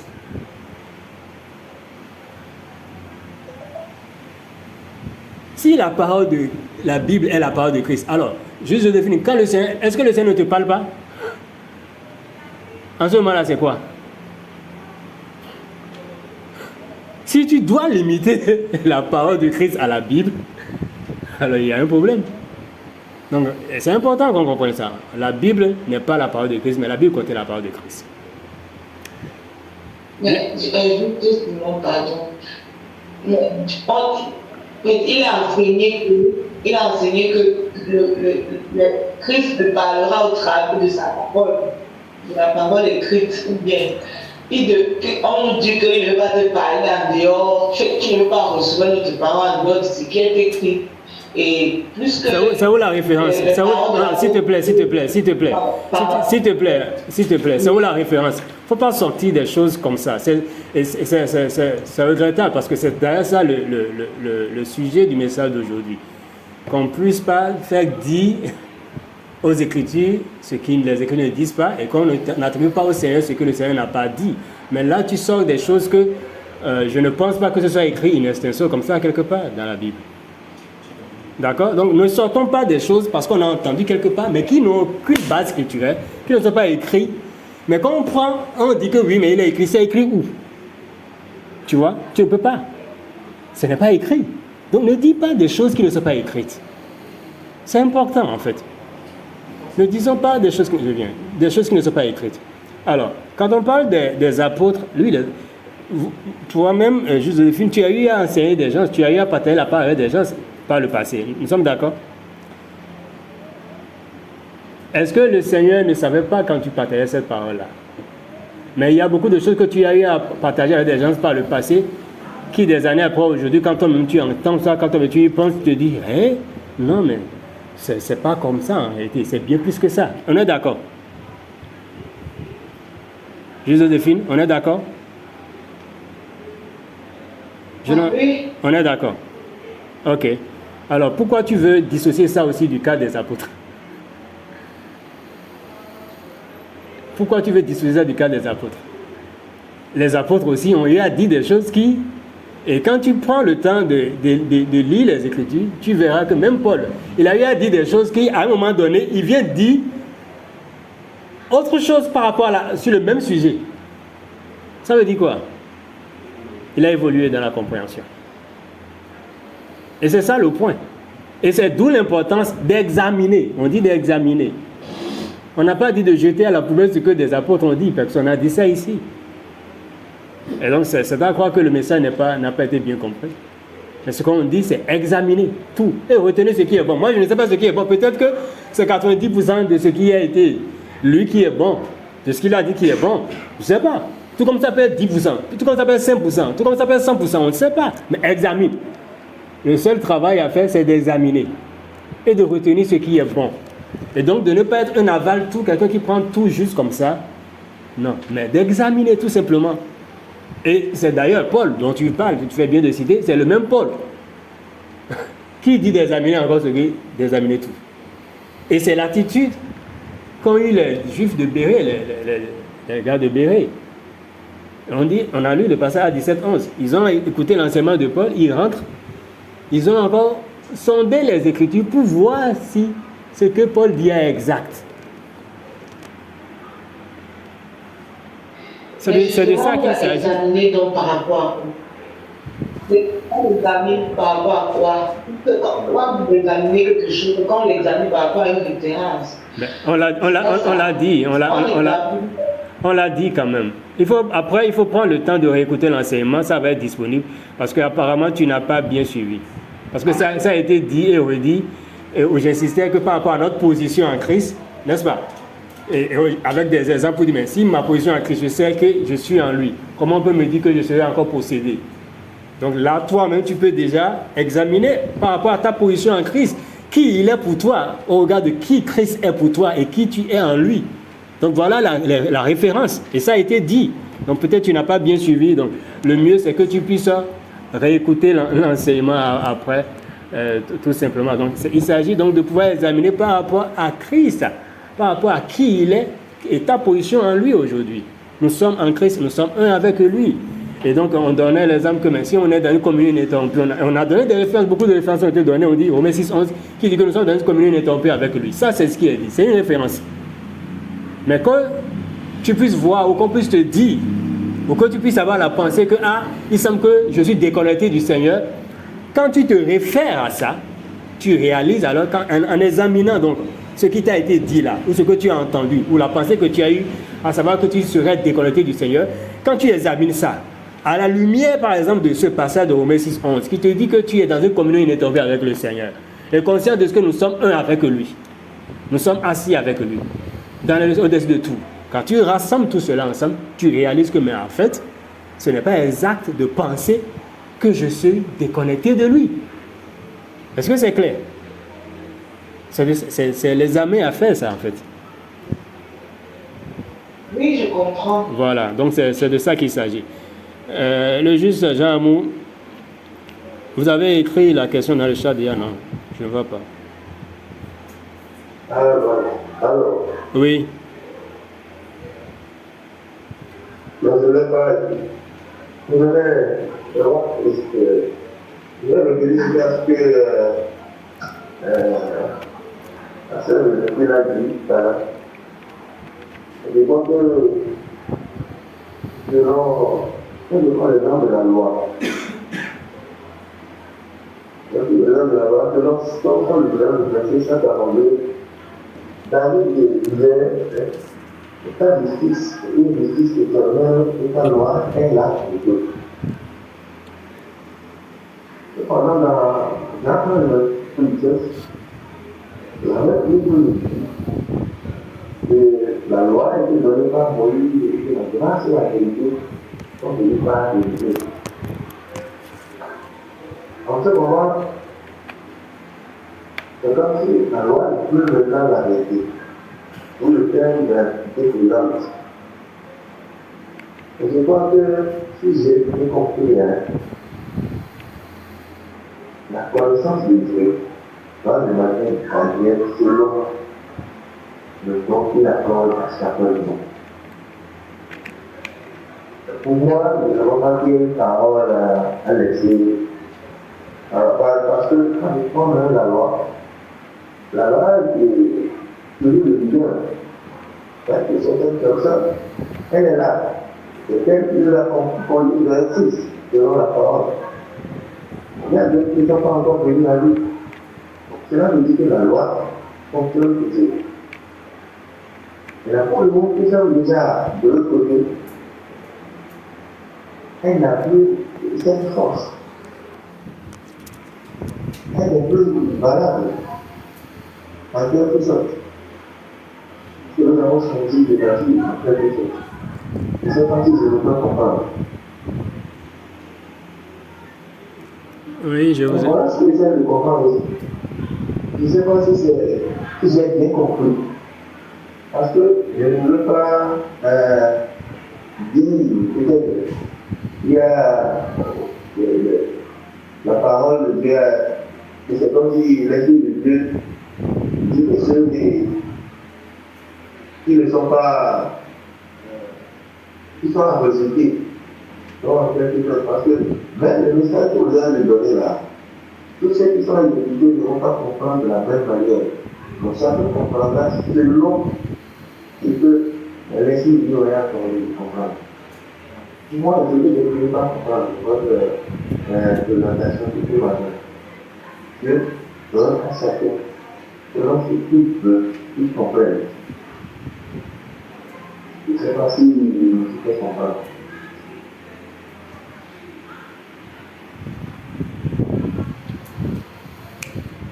Alors? Oui, on vous a écouté bien. Le jugement vous savez intervenir.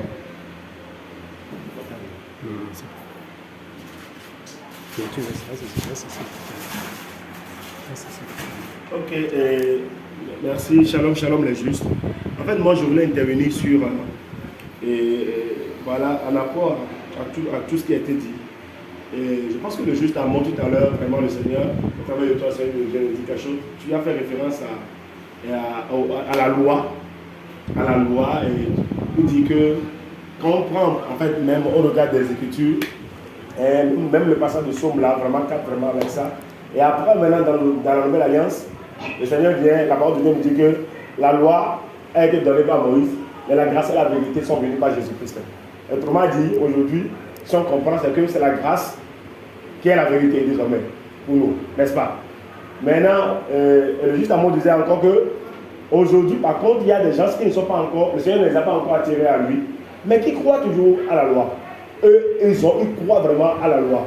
Et donc, la parole de Dieu dit que, Romains 14, 14, que l'apôtre dit que j'ai été convaincu par le Seigneur que rien n'est impur en soi, mais qu'une chose restera impure pour celui qui la croit impure.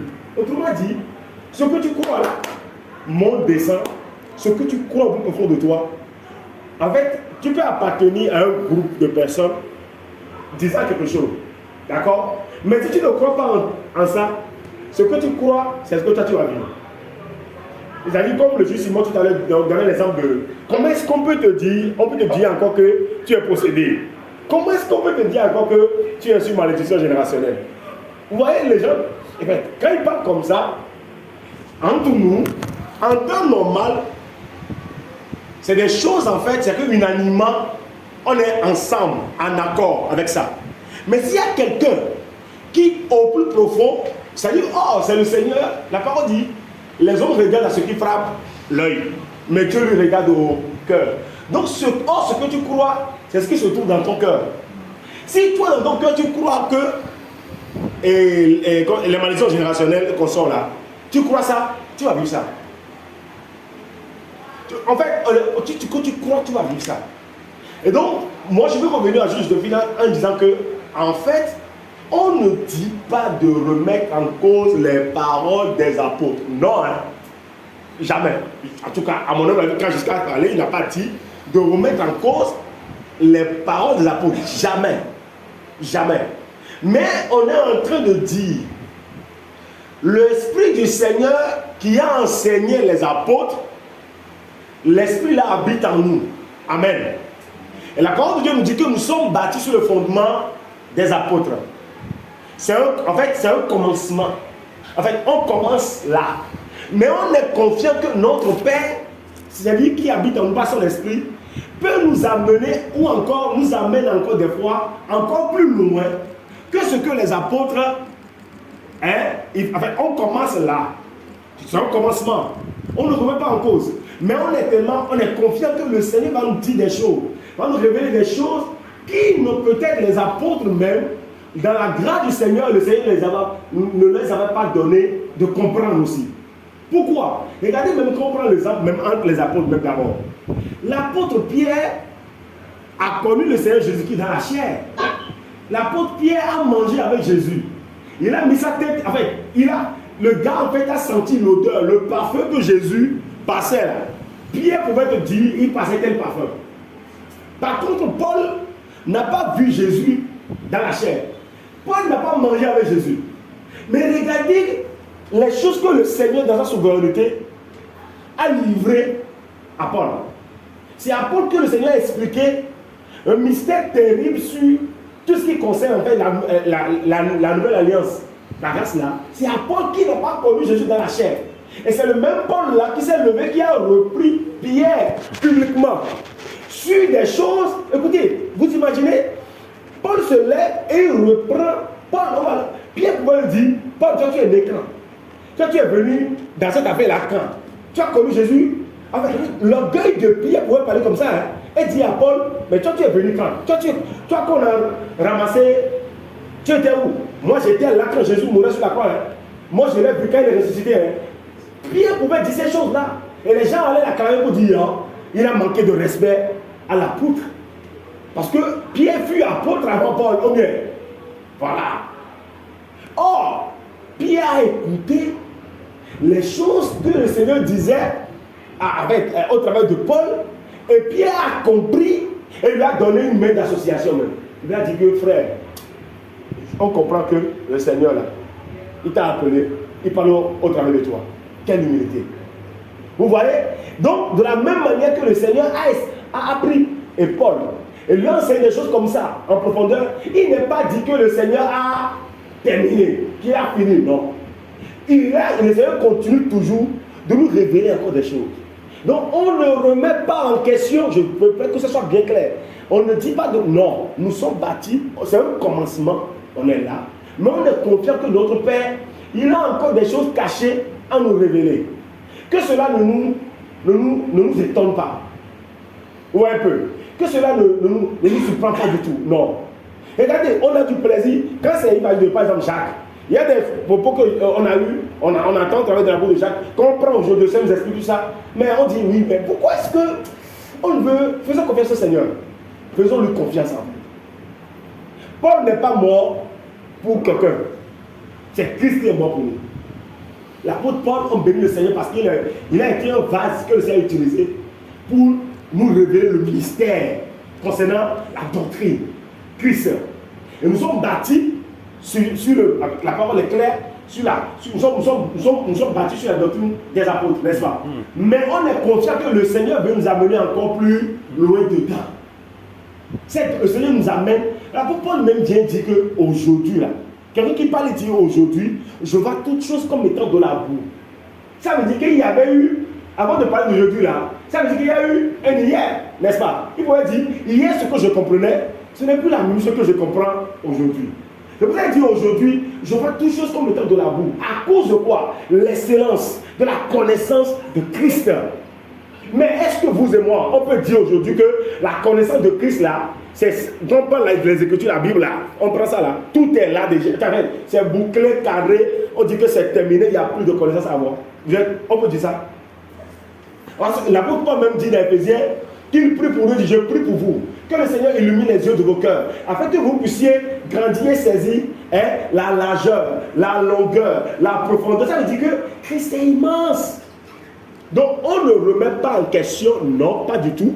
Mais on est confiant que le Seigneur, l'Esprit de Christ qui habite en nous là, il est celui qui veut nous amener encore plus loin.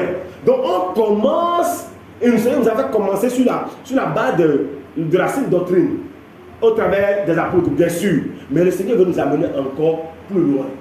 Il y a des choses que vous et moi, même aujourd'hui, on est à l'aise par la grâce du Seigneur en disant qu'on entend aujourd'hui.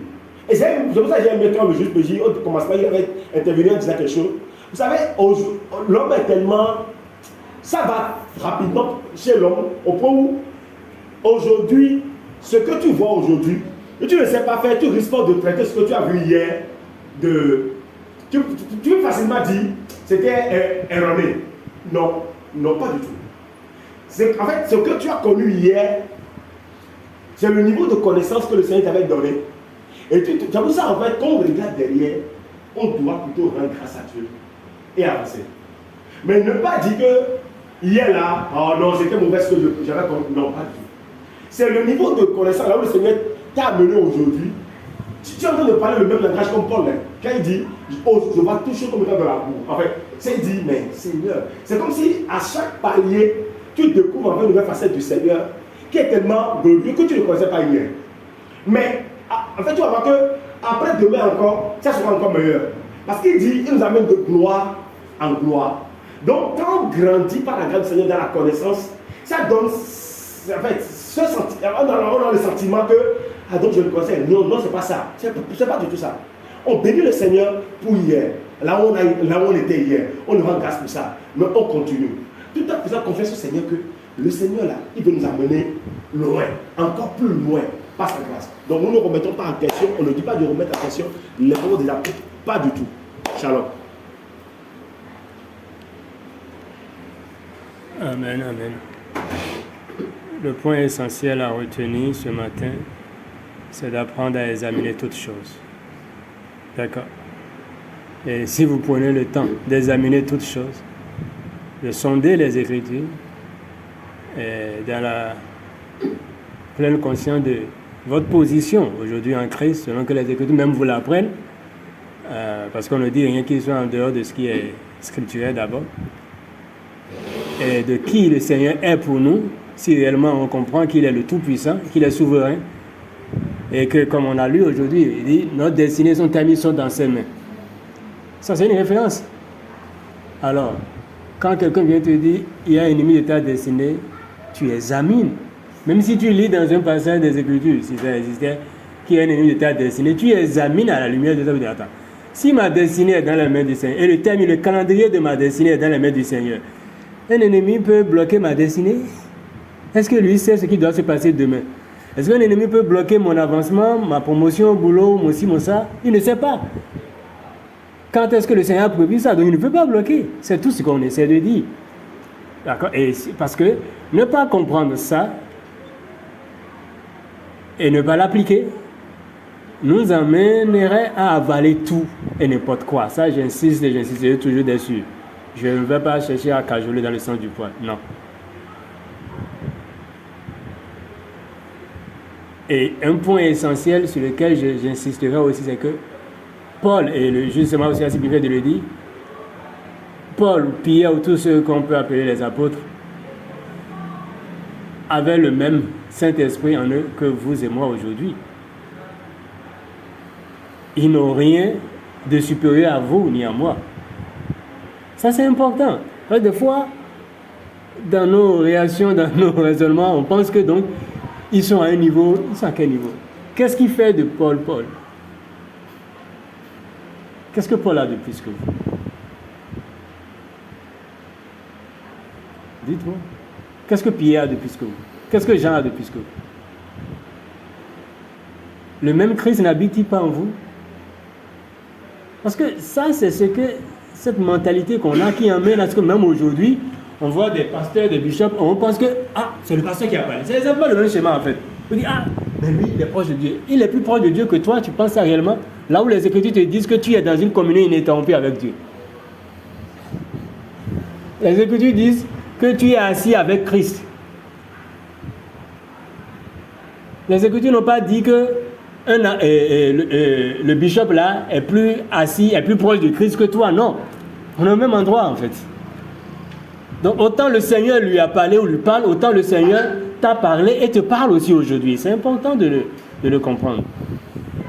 Autant il peut dire des choses qui, pour lui, à son niveau de compréhension, peut être exact, mais toi aujourd'hui, à ton niveau de compréhension, peut ne pas être exact parce que le Seigneur t'aurait amené à un niveau de compréhension plus élevé que celui auquel lui, il l'avait amené.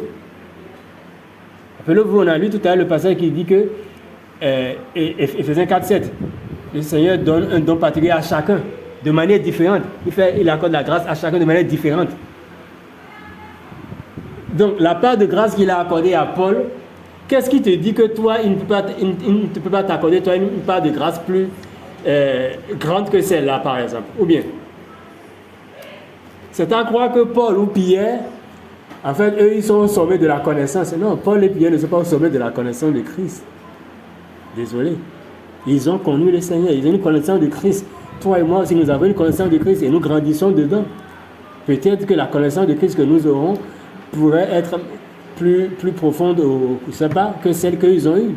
Ça ne fait pas de nous supérieurs à eux. Ou peut-être que la connaissance de Christ qu'ils ont eue est peut-être plus profonde que celle que nous avons. Ça ne fait pas d'eux des gens plus supérieurs ou plus grands que nous, non. C'est la part que le Seigneur accorde à chacun. Mais dans tous les cas, apprenons à examiner toutes choses et à voir ramener à la posture, à la position où nous sommes en Christ, à qui il est pour nous, et à retenir ce qui est bon. Quand on examine, on voit que ça, c'est pas exact pour moi aujourd'hui. Tu mets de côté et tu avances, en fait, tout simplement. Et c'est ce que les bien-aimés de Béret ont fait à 17-11. Bien que ce soit Paul qui a parlé, ils n'ont pas dit, c'est Paul qui a dit, donc on avale tout, non. Et je vais atterrir sur un point, parce que ça revient souvent. Quand on parle, il faut qu'on comprenne les choses. Quand on parle de bâtir sur le fondement des apôtres, il ne faut pas qu'on sorte les paroles de leur contexte, si on n'a pas bien compris. Ça ne veut pas dire que les apôtres, en fait, l'enseignement des apôtres, c'est sur ça qu'on se base. Non, ce n'est pas du tout ce que ça dit. Si vous voulez, relisez le passage dans d'autres versions, vous allez mieux comprendre. Ça dit que les apôtres, nous sommes une construction et les apôtres sont la fondation. Ça dit, il a commencé par eux. Et il nous pose nous brique par brique. Je peux le lire rapidement dans Éphésiens 2, 19 à 22, la version de Message.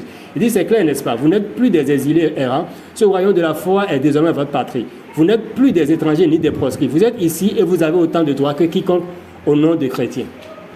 Il dit quoi? Vous avez autant de droits que quiconque. Ça veut dire que vous avez autant de droits que Paul, Pierre, tout ce qu'on veut. Il dit, Dieu construit une demeure. Écoutons bien. Dieu construit une demeure. Il nous utilise tous, quelle que soit notre provenance, pour ce qu'il construit. Il a utilisé les apôtres et les prophètes comme fondation. C'est ce qui est. C'est le sens, ça. Et il a utilisé les apôtres et les prophètes comme fondation. Parce que le passage, quand on le lit, des fois, on fait omission d'une partie. Mais toute version que vous allez lire, souvent, quand on le partage, on fait une omission d'une partie. On s'arrête aux apôtres. Mais le passage ne s'arrête pas aux apôtres. Le passage n'a pas dit bâti sur le fondement des apôtres seuls et des prophètes. Pourquoi on ne cite pas les prophètes alors? Pourquoi on se limite aux apôtres? Il y a aussi les prophètes. Donc il y a Michée, il y a Élie, il y a Élisée, et ainsi de suite. Ésaïe, tout ce monde-là. Et ça confirme, si besoin ça fait. Donc qui, en fait, c'est pour dire, il a commencé par eux, comme fondation, comme tu veux construire. On dit que Dieu a une demeure. Et il a commencé quelque part. Par les prophètes et les apôtres. Donc comme une fondation. Maintenant, il vous utilise, vous ajustant brique par brique, pierre par pierre, avec Jésus-Christ, comme pierre angulaire, qui maintient toutes les parties ensemble. Nous le voyons prendre forme jour après jour. Un temple saint construit par Dieu, dans lequel nous sommes tous intégrés. Un temple où Dieu est pleinement chez lui. Donc c'est important qu'on puisse faire cette précision. Il ne s'agit pas de dire que non, c'est l'enseignement des apôtres, parce que ça c'est ce qu'il fait. Vous dites donc, on prend, on avale, non. Il nous utilise tous. Il les a utilisés eux d'abord, commençant par les prophètes et les apôtres comme fondation, et après, parce que naturellement dans le physique, nous sommes venus après eux en fait, c'est dans ce sens. C'est par eux, il a commencé par les prophètes et les apôtres d'abord. Et maintenant, c'est notre tour. Les prophètes ne sont plus là aujourd'hui ou bien? Est-ce que Élisée est là aujourd'hui? Élie n'est pas là aujourd'hui.